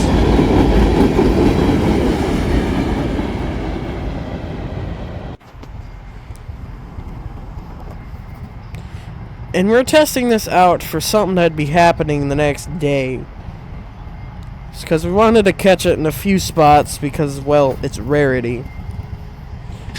4037 led its conductor out to go line a switch, and then he would continue into the yard.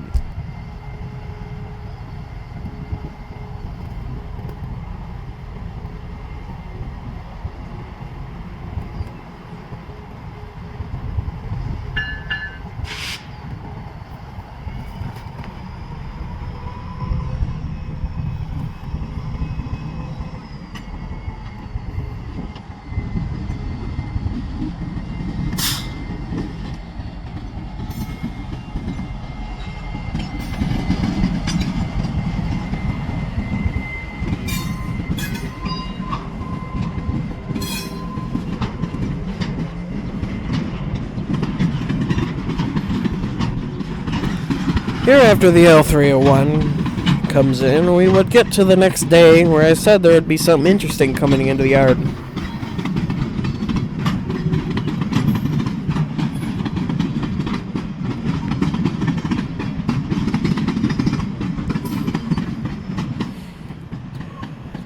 Here we see an L303 building out of the yard with 757 and another 700 series ES44.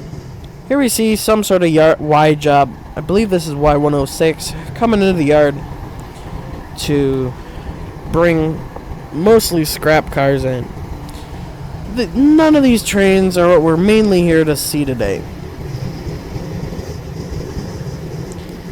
However, we do see the 2003 once again on a cut of cars working around Wyoming Yard to go bring cars in.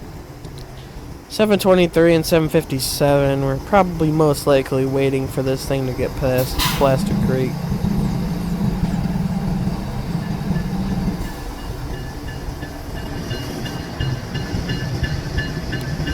With the Y106 coming in here, we would have a little bit of a traffic blizzard for the next few hours. I won't catch all of it, but it's still kind of interesting to note. After most likely flipping some switches, the crew, I guess, backs into this to their siding.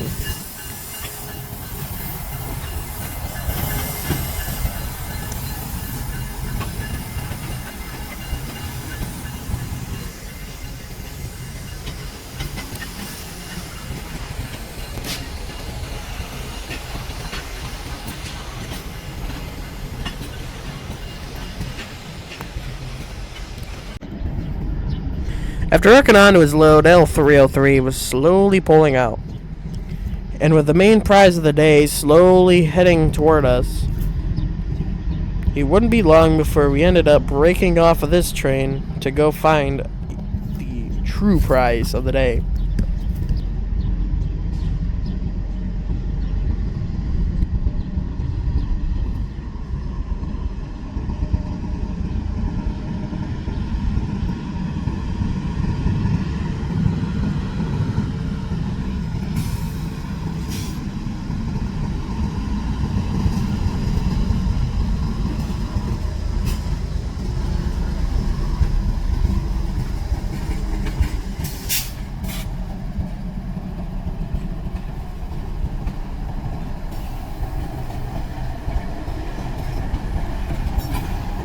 Here comes the main prize of the day. This train here was pulling, well, M326, was pulling an engine for, I believe, Lake State Railways, like Stoneport? Not too sure, though. Some people say it's going to Lake State, some people saying it isn't going there. But it probably is just going to a business along Lake State, because the Lake State did apparently pick it up. Here comes the main prize of the day.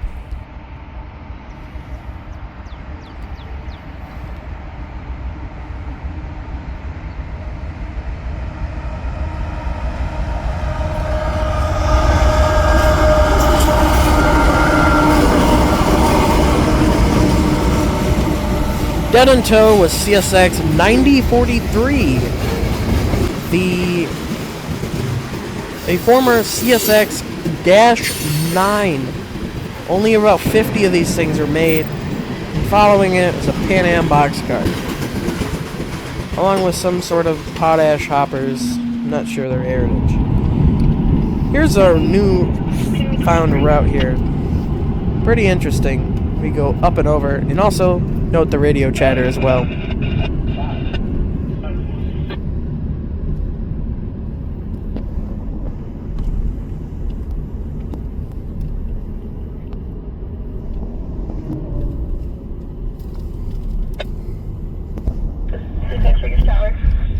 Yeah, Roger, coming up to Lamar.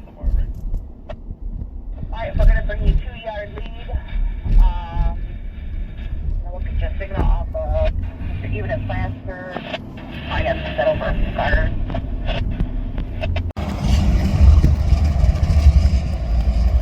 Here we are on the west end of the yard here, where we see CSX 810 pulling 9043 into the yard. Otherwise, a pretty normal train without 9043. It's still interesting to see 9043 behind today's standard Jeepos. By the way, if I haven't said it before, he is dead in tow, so basically there's no way for CSX to actually run it. Apparently that engine was being stored in Texas for a little bit. I don't know why Texas, but here we see a whole bunch of yard operations right now. We see the power of that 106 coming in earlier. And here we see Y297 bringing a cut of hoppers out.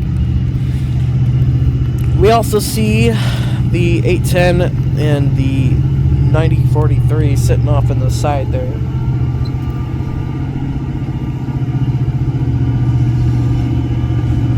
$65.38, the GP40-3 is pulling its guts out right now, trying to move these cars.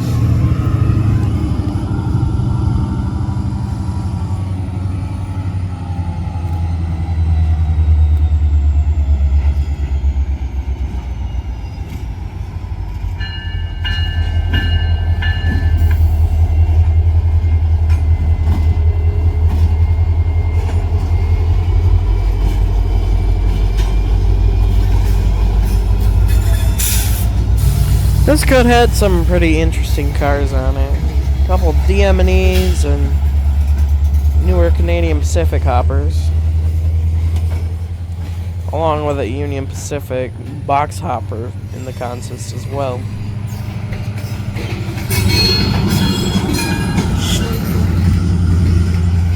Also believe the cut in front of it is either L303 or Z151 pulling out, or Grand Elk, not too sure.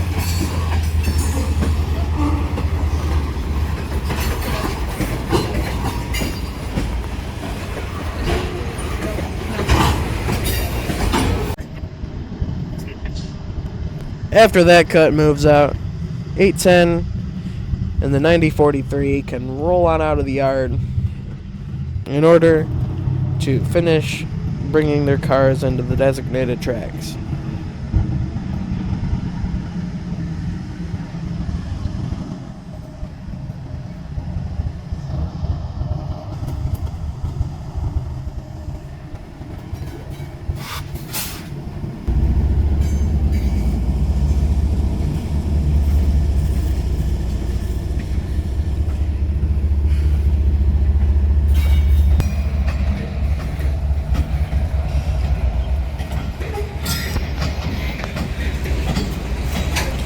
An interesting note is that 9043 was in a picture of the CSX 1899, Pierre Marquette Heritage Unit, in Bar Yard. Little did I know, both of these units would soon be heading up here. After the 9043, the day after, we see a flared Mack leading M326 with an SD40-3 in tow. This was a quite long one today.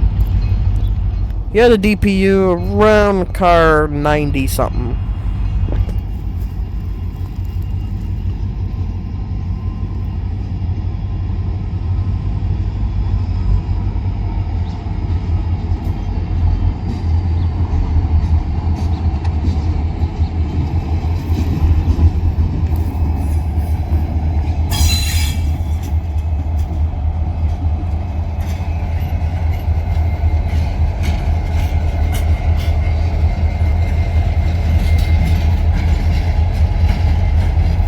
cool seeing an EMD duo in 2025. Now, remember the 4583 from earlier? Well, we'll be seeing that here in a second.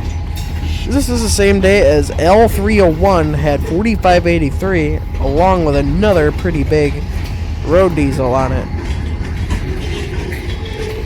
This road diesel, as you'll see in a second, is painted in YN2 paint, and if you guessed, it is an AC44. Also note the pipe cars on this train in front of us. I don't exactly know where these go, but it is pretty interesting to note.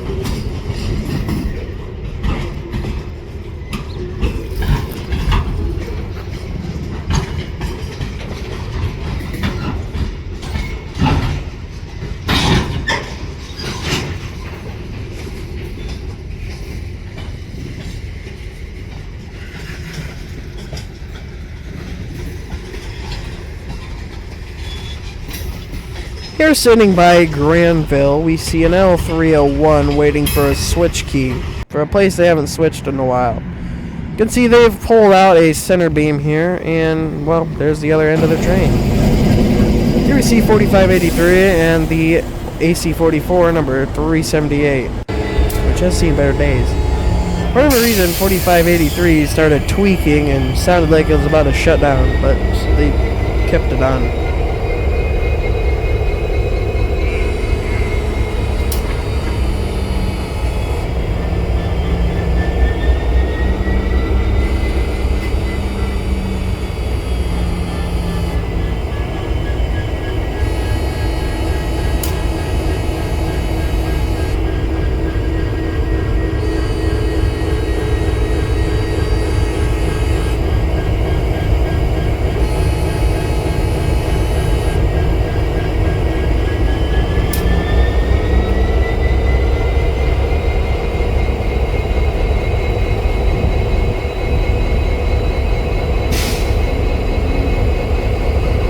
The day after all this stuff happened, in 4583, running the local,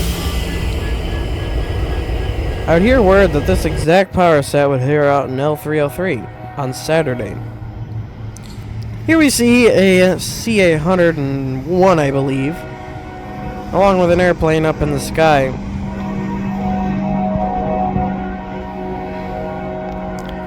Today had pretty standard BNSF power on it. However, it had the 952 and the 867 as well.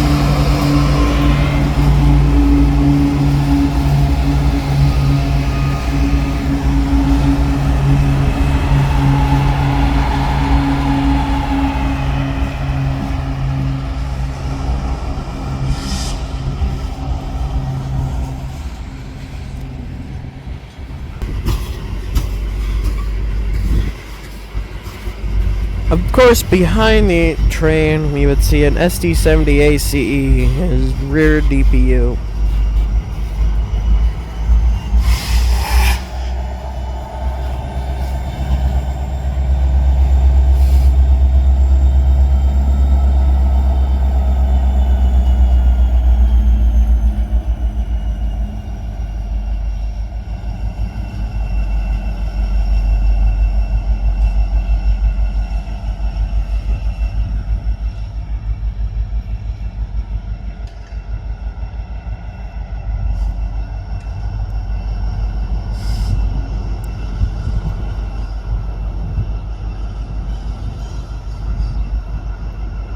After the coal train, we actually headed out to see this cut.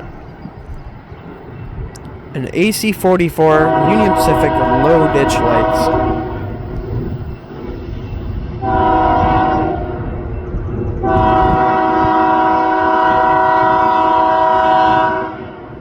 I wanted to catch it on this side because, well, you'll see later why.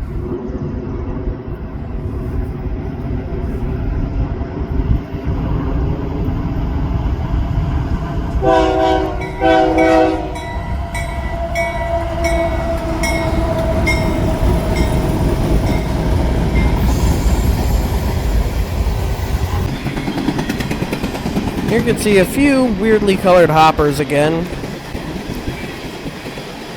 along with a fresher Union Pacific hopper boxcar, along with a Canadian Pacific Pac-Man hopper, and, well, a couple more. Kind of like them facing that way, because, you know, it looks like they're eating each other. And I saw another one there. Along with a TTX boxcar there for a minute. Here we tried a low angle shot. Well, didn't really work very well. Well, after the train passed.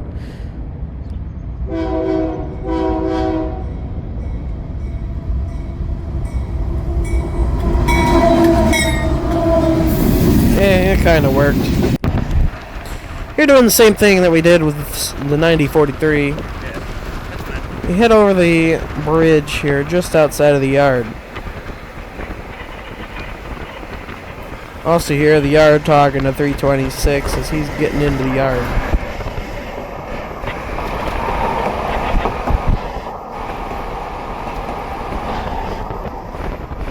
If you can see there, the one side is actually covered in graffiti, as you can see here on the west end.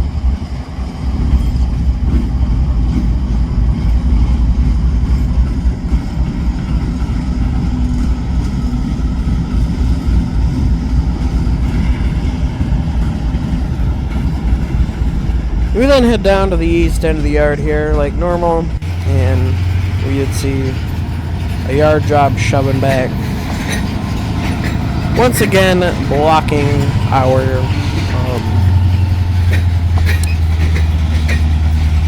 M326.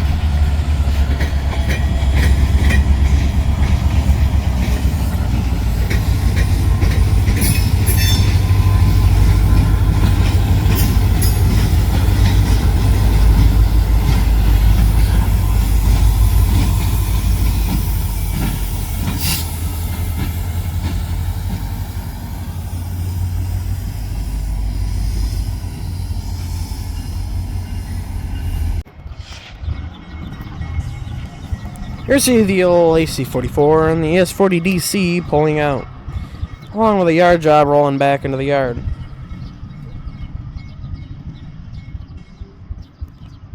Also note next to the engine there, you could see a CSX company-owned hopper. We'll be seeing that entire unit train here in, well, the next day.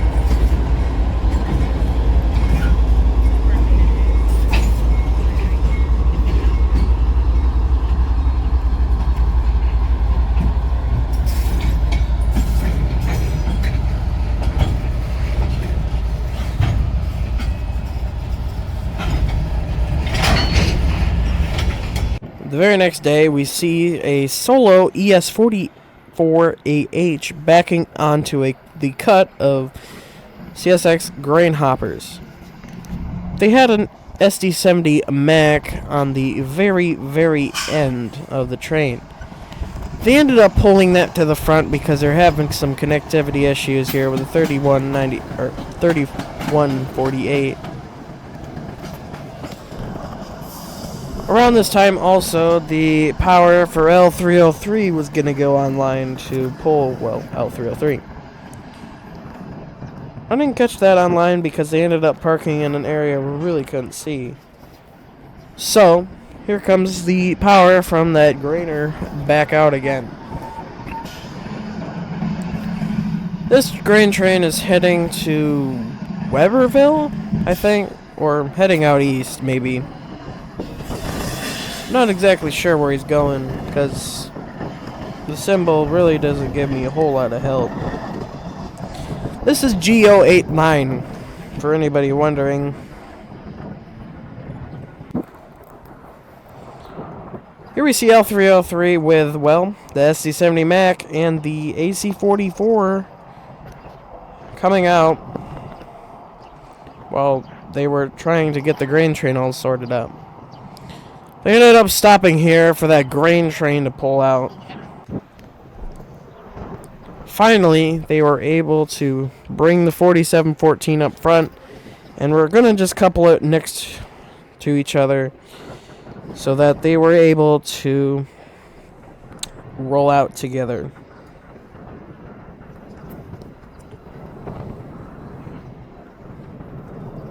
He was quite heavy. I believe he was 12,000 pounds, which is quite big.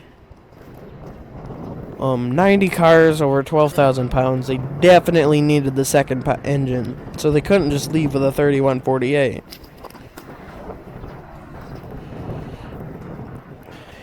Here you can see the old 4583 waiting for this train to get out of the yard. They would follow each other out by around 15 minutes of each other.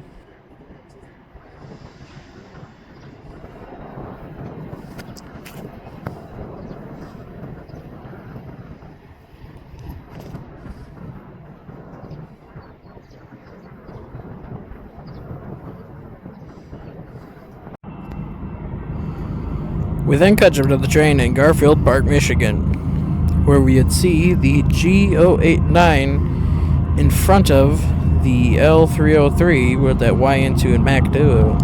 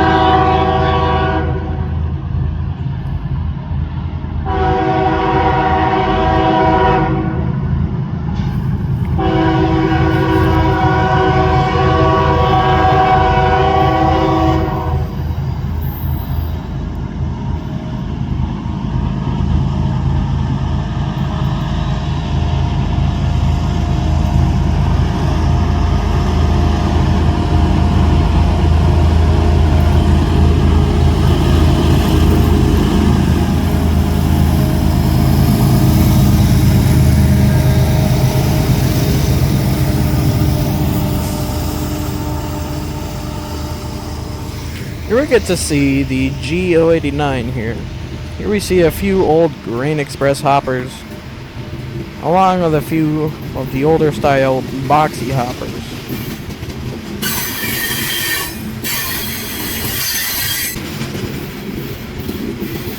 There wasn't anything besides those too interesting on this train, so let's go right to the end and go see that L303.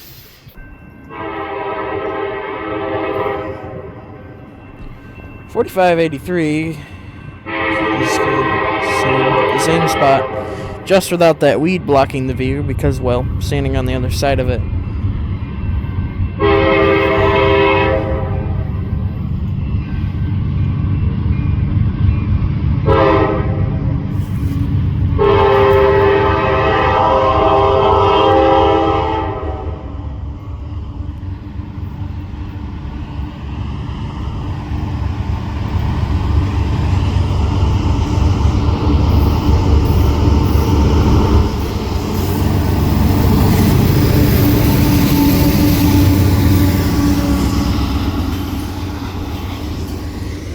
kind of interesting seeing a Mac Do and an AC-44 Plymouth sub. Yeah, we're on the Plymouth sub now. Again, I should say. There's a couple of cool things on here, like this Olivia Farmer's hopper. Other than that, there wasn't anything too special on it. Anyway, over here we can see yet another angle of the 303.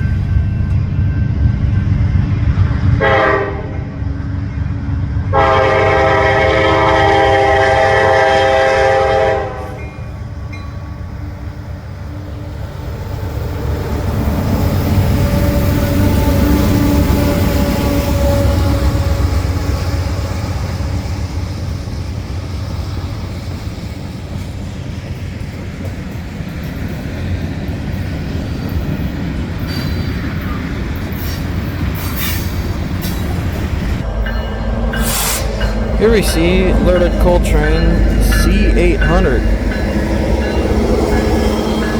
being led by an SC70 ACE with a proper ace horn. One interesting thing to note is the 952 and the 867 are in pretty high idle. It's pretty interesting, honestly.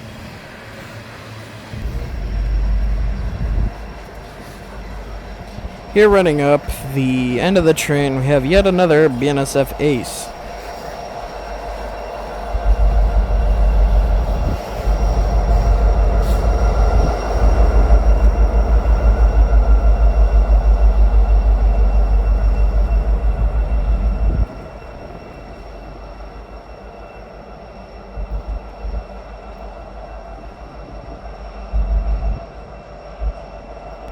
I decided to do a little bit of B-roll on the other side, along with hearing the absolutely awesome K5LLA horn.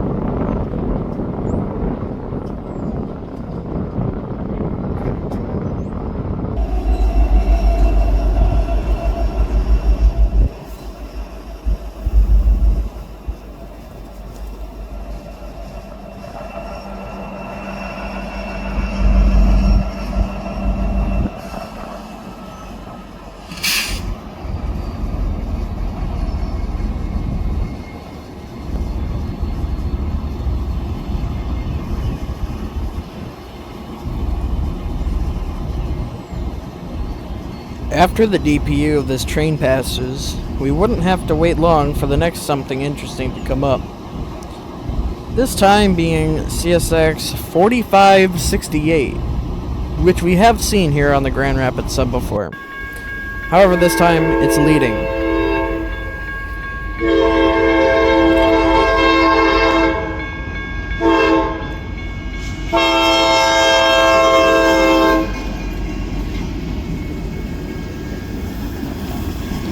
Another interesting thing to note there is the 2016.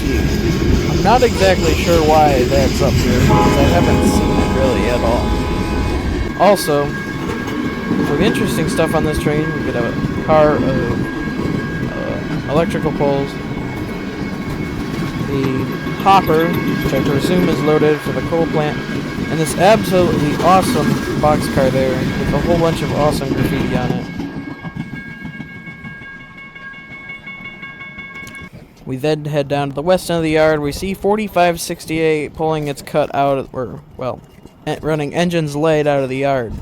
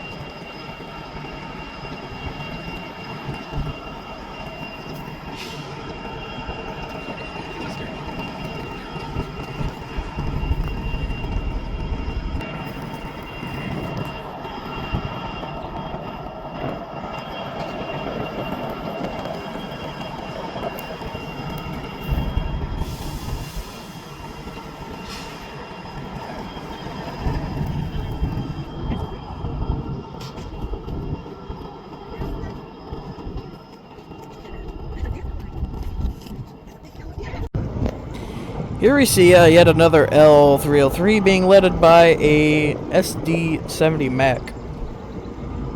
Along trailing second, we would see the freshly repainted ES44. Also, something interesting is a helicopter flying overhead.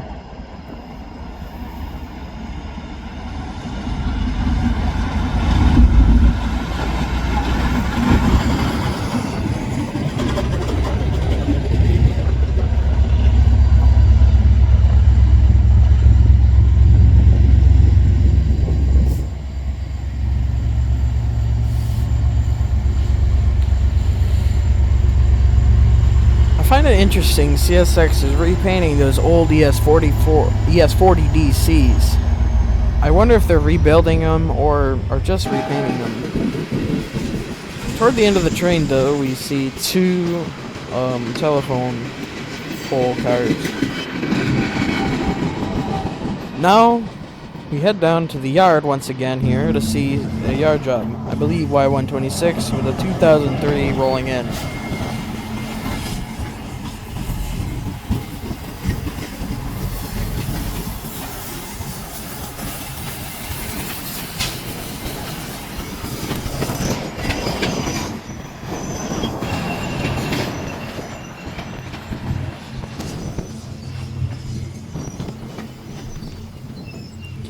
Now for the main prize of the day.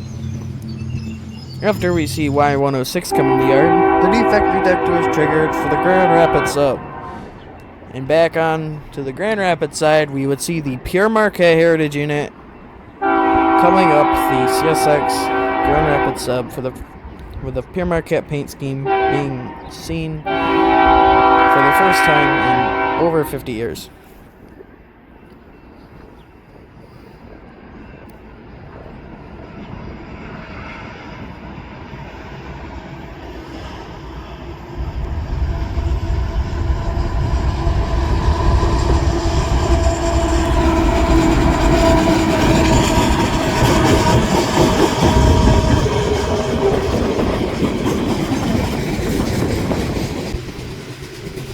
Toward the middle of the train here, we see a few loaded coal hoppers.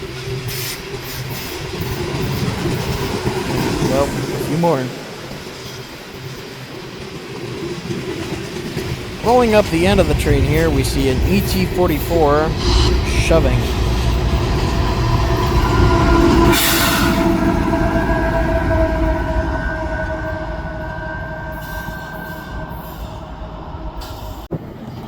We then head down to the east end of the yard once again here to see him rolling by to drop the front few cars off and to bring his engine back to the shop.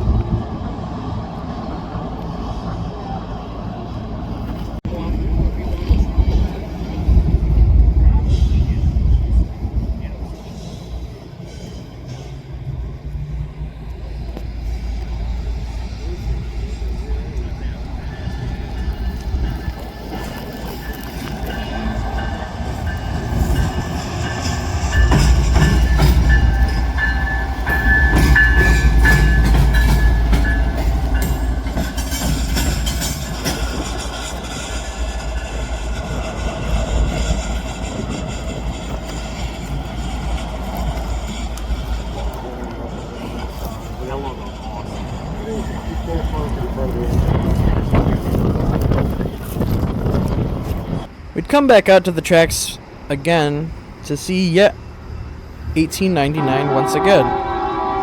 This time it would be, well, just before a pretty severe storm rolled in.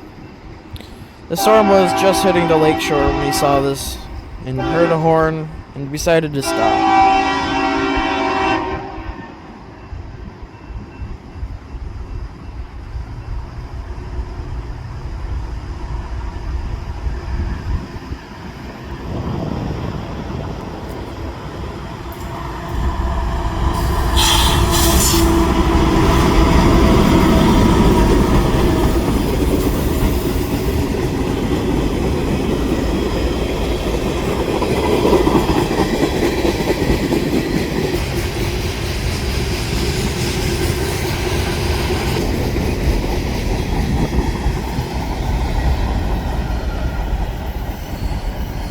After that train cleared, we did not want to stay out to go down to the yard again. So we ended up coming back a few days later to see another M326 with an older AC-44 leading. Not in the YN2 though.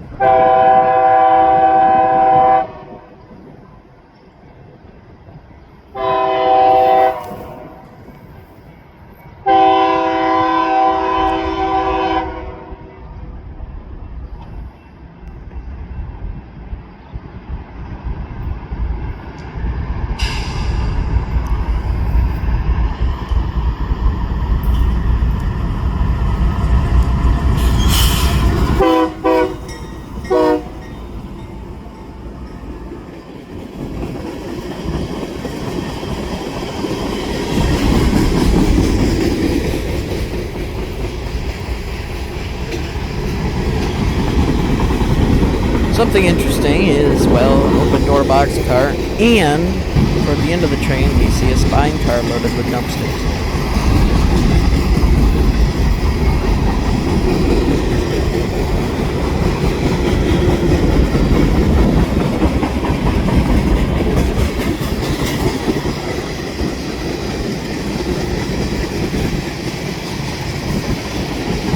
Along with the 3 loaded hoppers. Or the power plant. However, we would end up breaking off once again and coming back a few days later for yet another M326. This one didn't have anything too incredible leading it. Regular ES44 and ET44.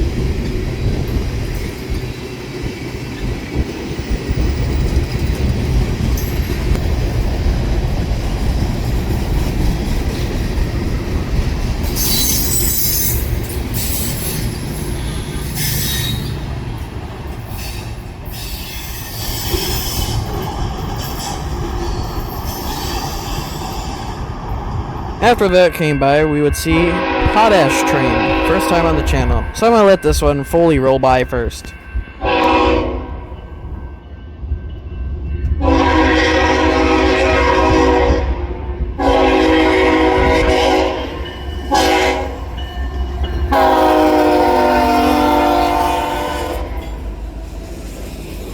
For anybody wondering what the power is and why it's on here, this train comes off of the Canadian Pacific from Bensonville, Illinois, and heads over to Weberville, Michigan.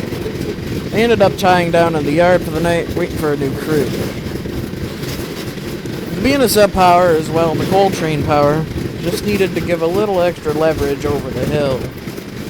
They ended up cutting those off and, well, rolling those back towards the power plant. Here we see an KCS SD70ACE Thundercat BPU.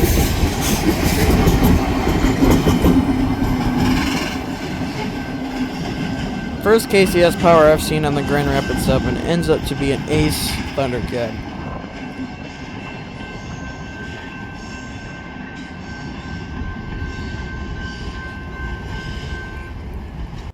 We then come down a few days later for an L303.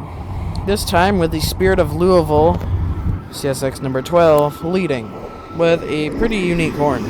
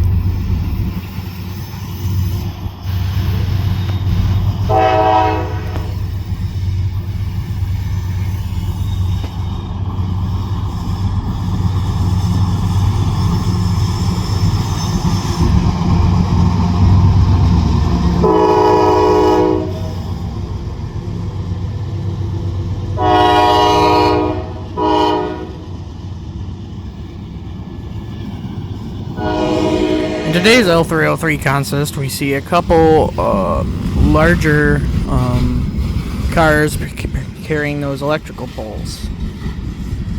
A little farther back in the train, we see quite a rare occurrence on L303 and M326. We see an auto rack right behind an Illinois Central Golf bulkhead flat car.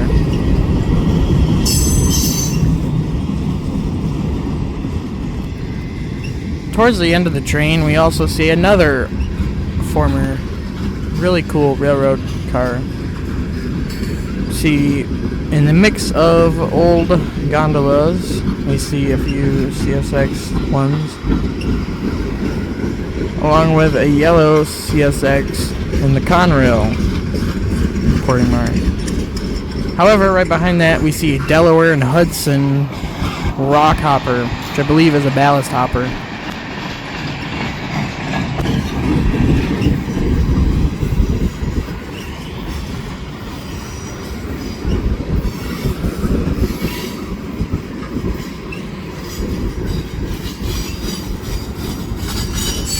After this train cleared, we would now fast forward a couple days later.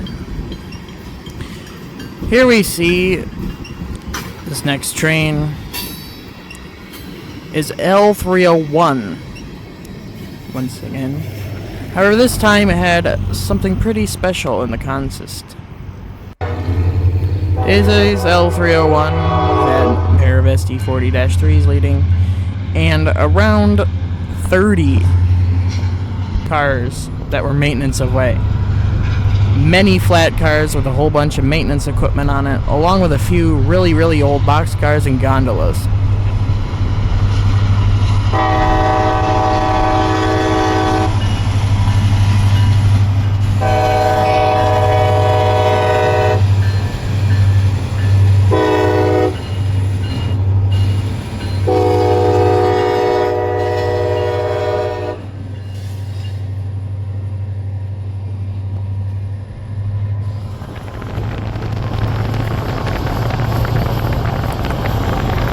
Notice how wide open they run here.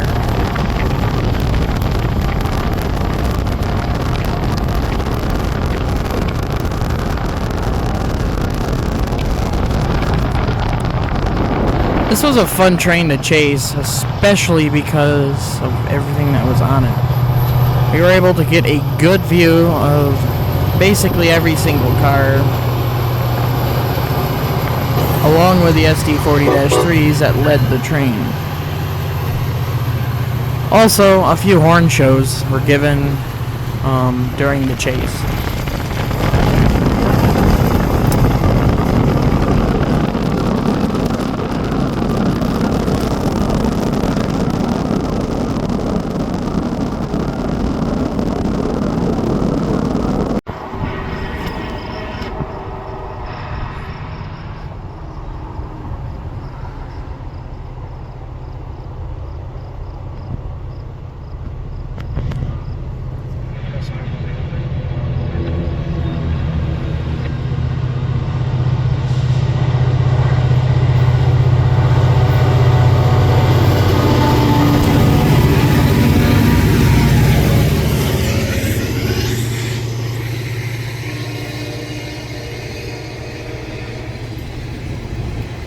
I'm not exactly sure what all these are, besides ballast hampers, a few cranes, which I assume are for use to rip ties out of the tracks, or pick up broken ties or lay new ties down, ballast regulators, probably a few ballast sweepers in there, not too sure.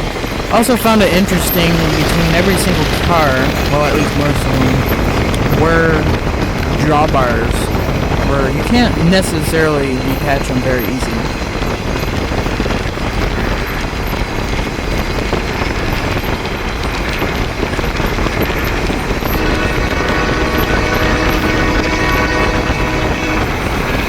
I assume the drawbars are for ease of unloading and loading, but I might be wrong, I'm not sure.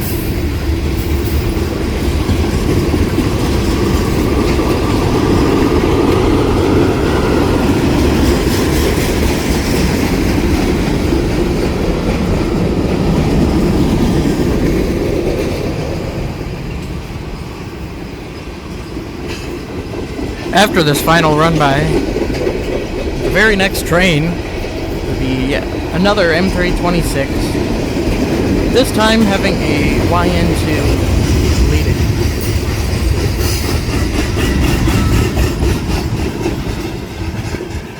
Along with the YN2, it also had a pretty interesting consist as well.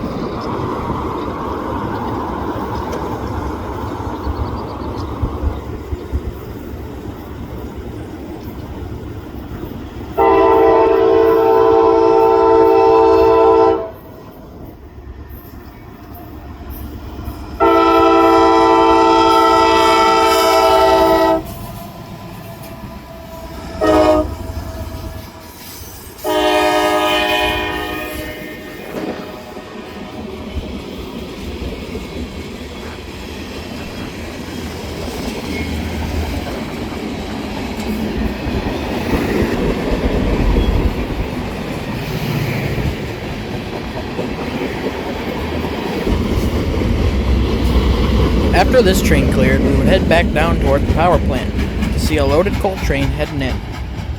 This train had an ace leading with some rather interesting graffiti.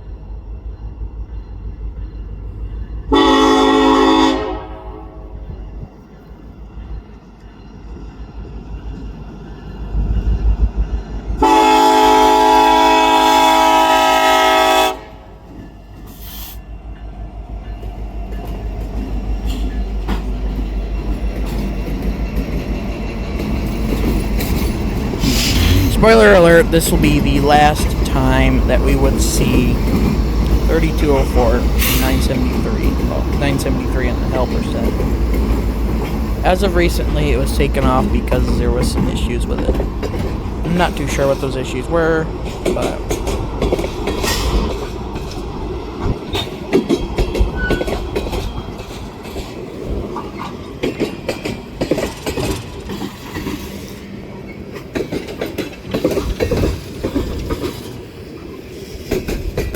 we would leapfrog the train down to the next crossing, where they ended up tying her down for the time being. Because the crew was basically out of time.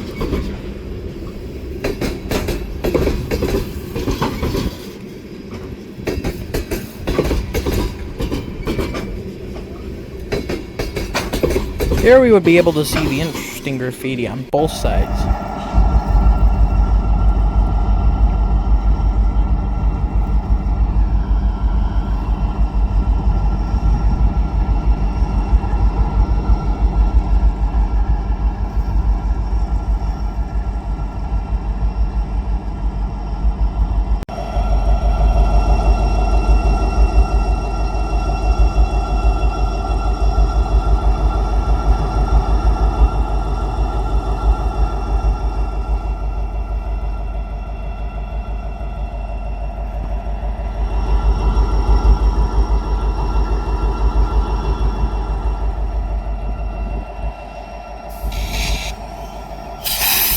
Later that night, we would see a ALC-42, the first time this has happened on Amtrak.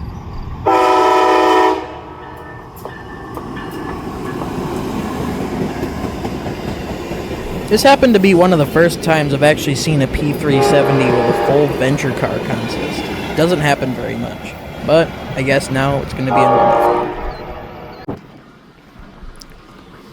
We come up to Newaygo, Michigan. Not CSX tracks, however, former CSX tracks. And I believe this is that G089 that we saw earlier. These are where its cars go. However, this time it doesn't have the nice CSX cars. It just has a whole variety of random assorted cars.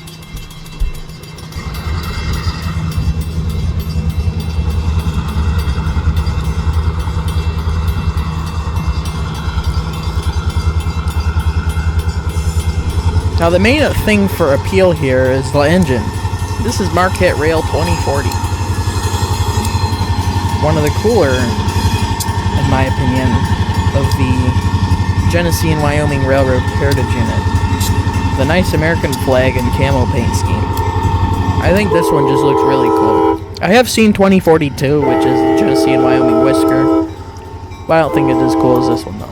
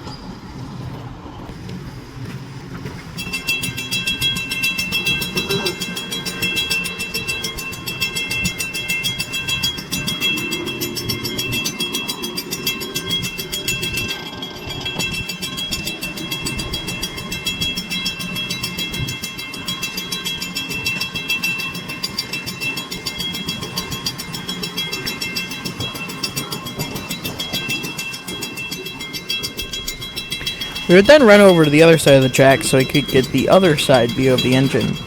Spoiler alert, it is basically the same, except just on a different side.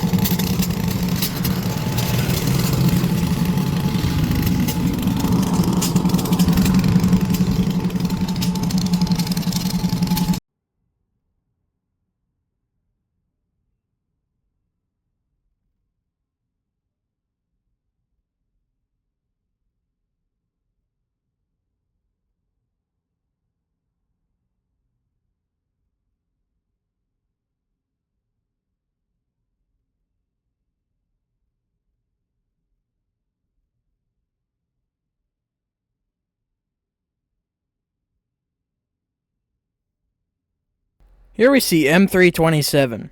First time and one of the only couple times that have been featured in this video. M327 has a really weird schedule.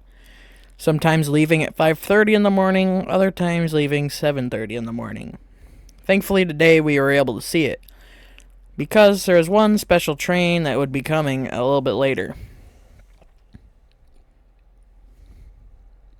He's currently holding out in the Hudsonville siding, actually he's on the main, to wait for an X326 with a whole bunch of well cars in the mix. You don't see well cars at all, really, on this line, unless it's for storage, which is what these well cars were going to be going. You can see it just pop in there. Is all the well cars.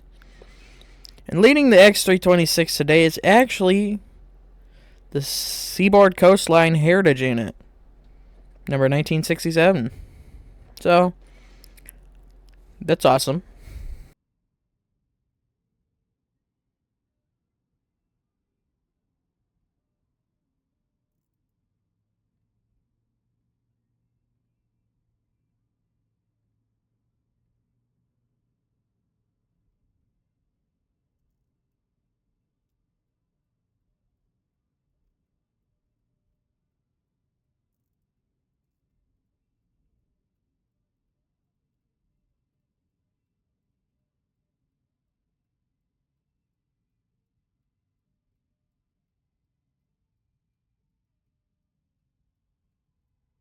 On the point today is an ET44 and an ES44.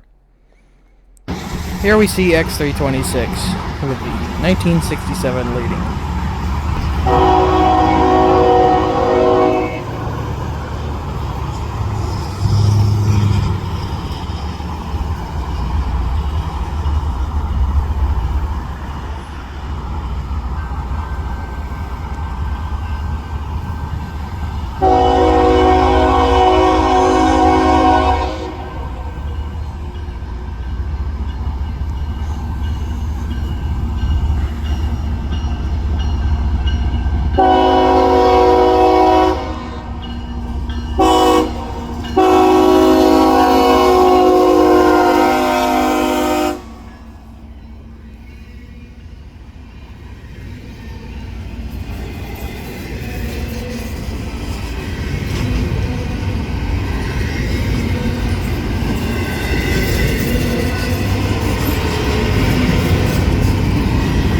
And that's all I have lined up for this video. After this train clears, I guess we'll see what will come in the next half of 2025 and the first half of 2026. Thank you guys so much for watching. Please subscribe if you like this kind of content. And I guess I see you trackside once again next year.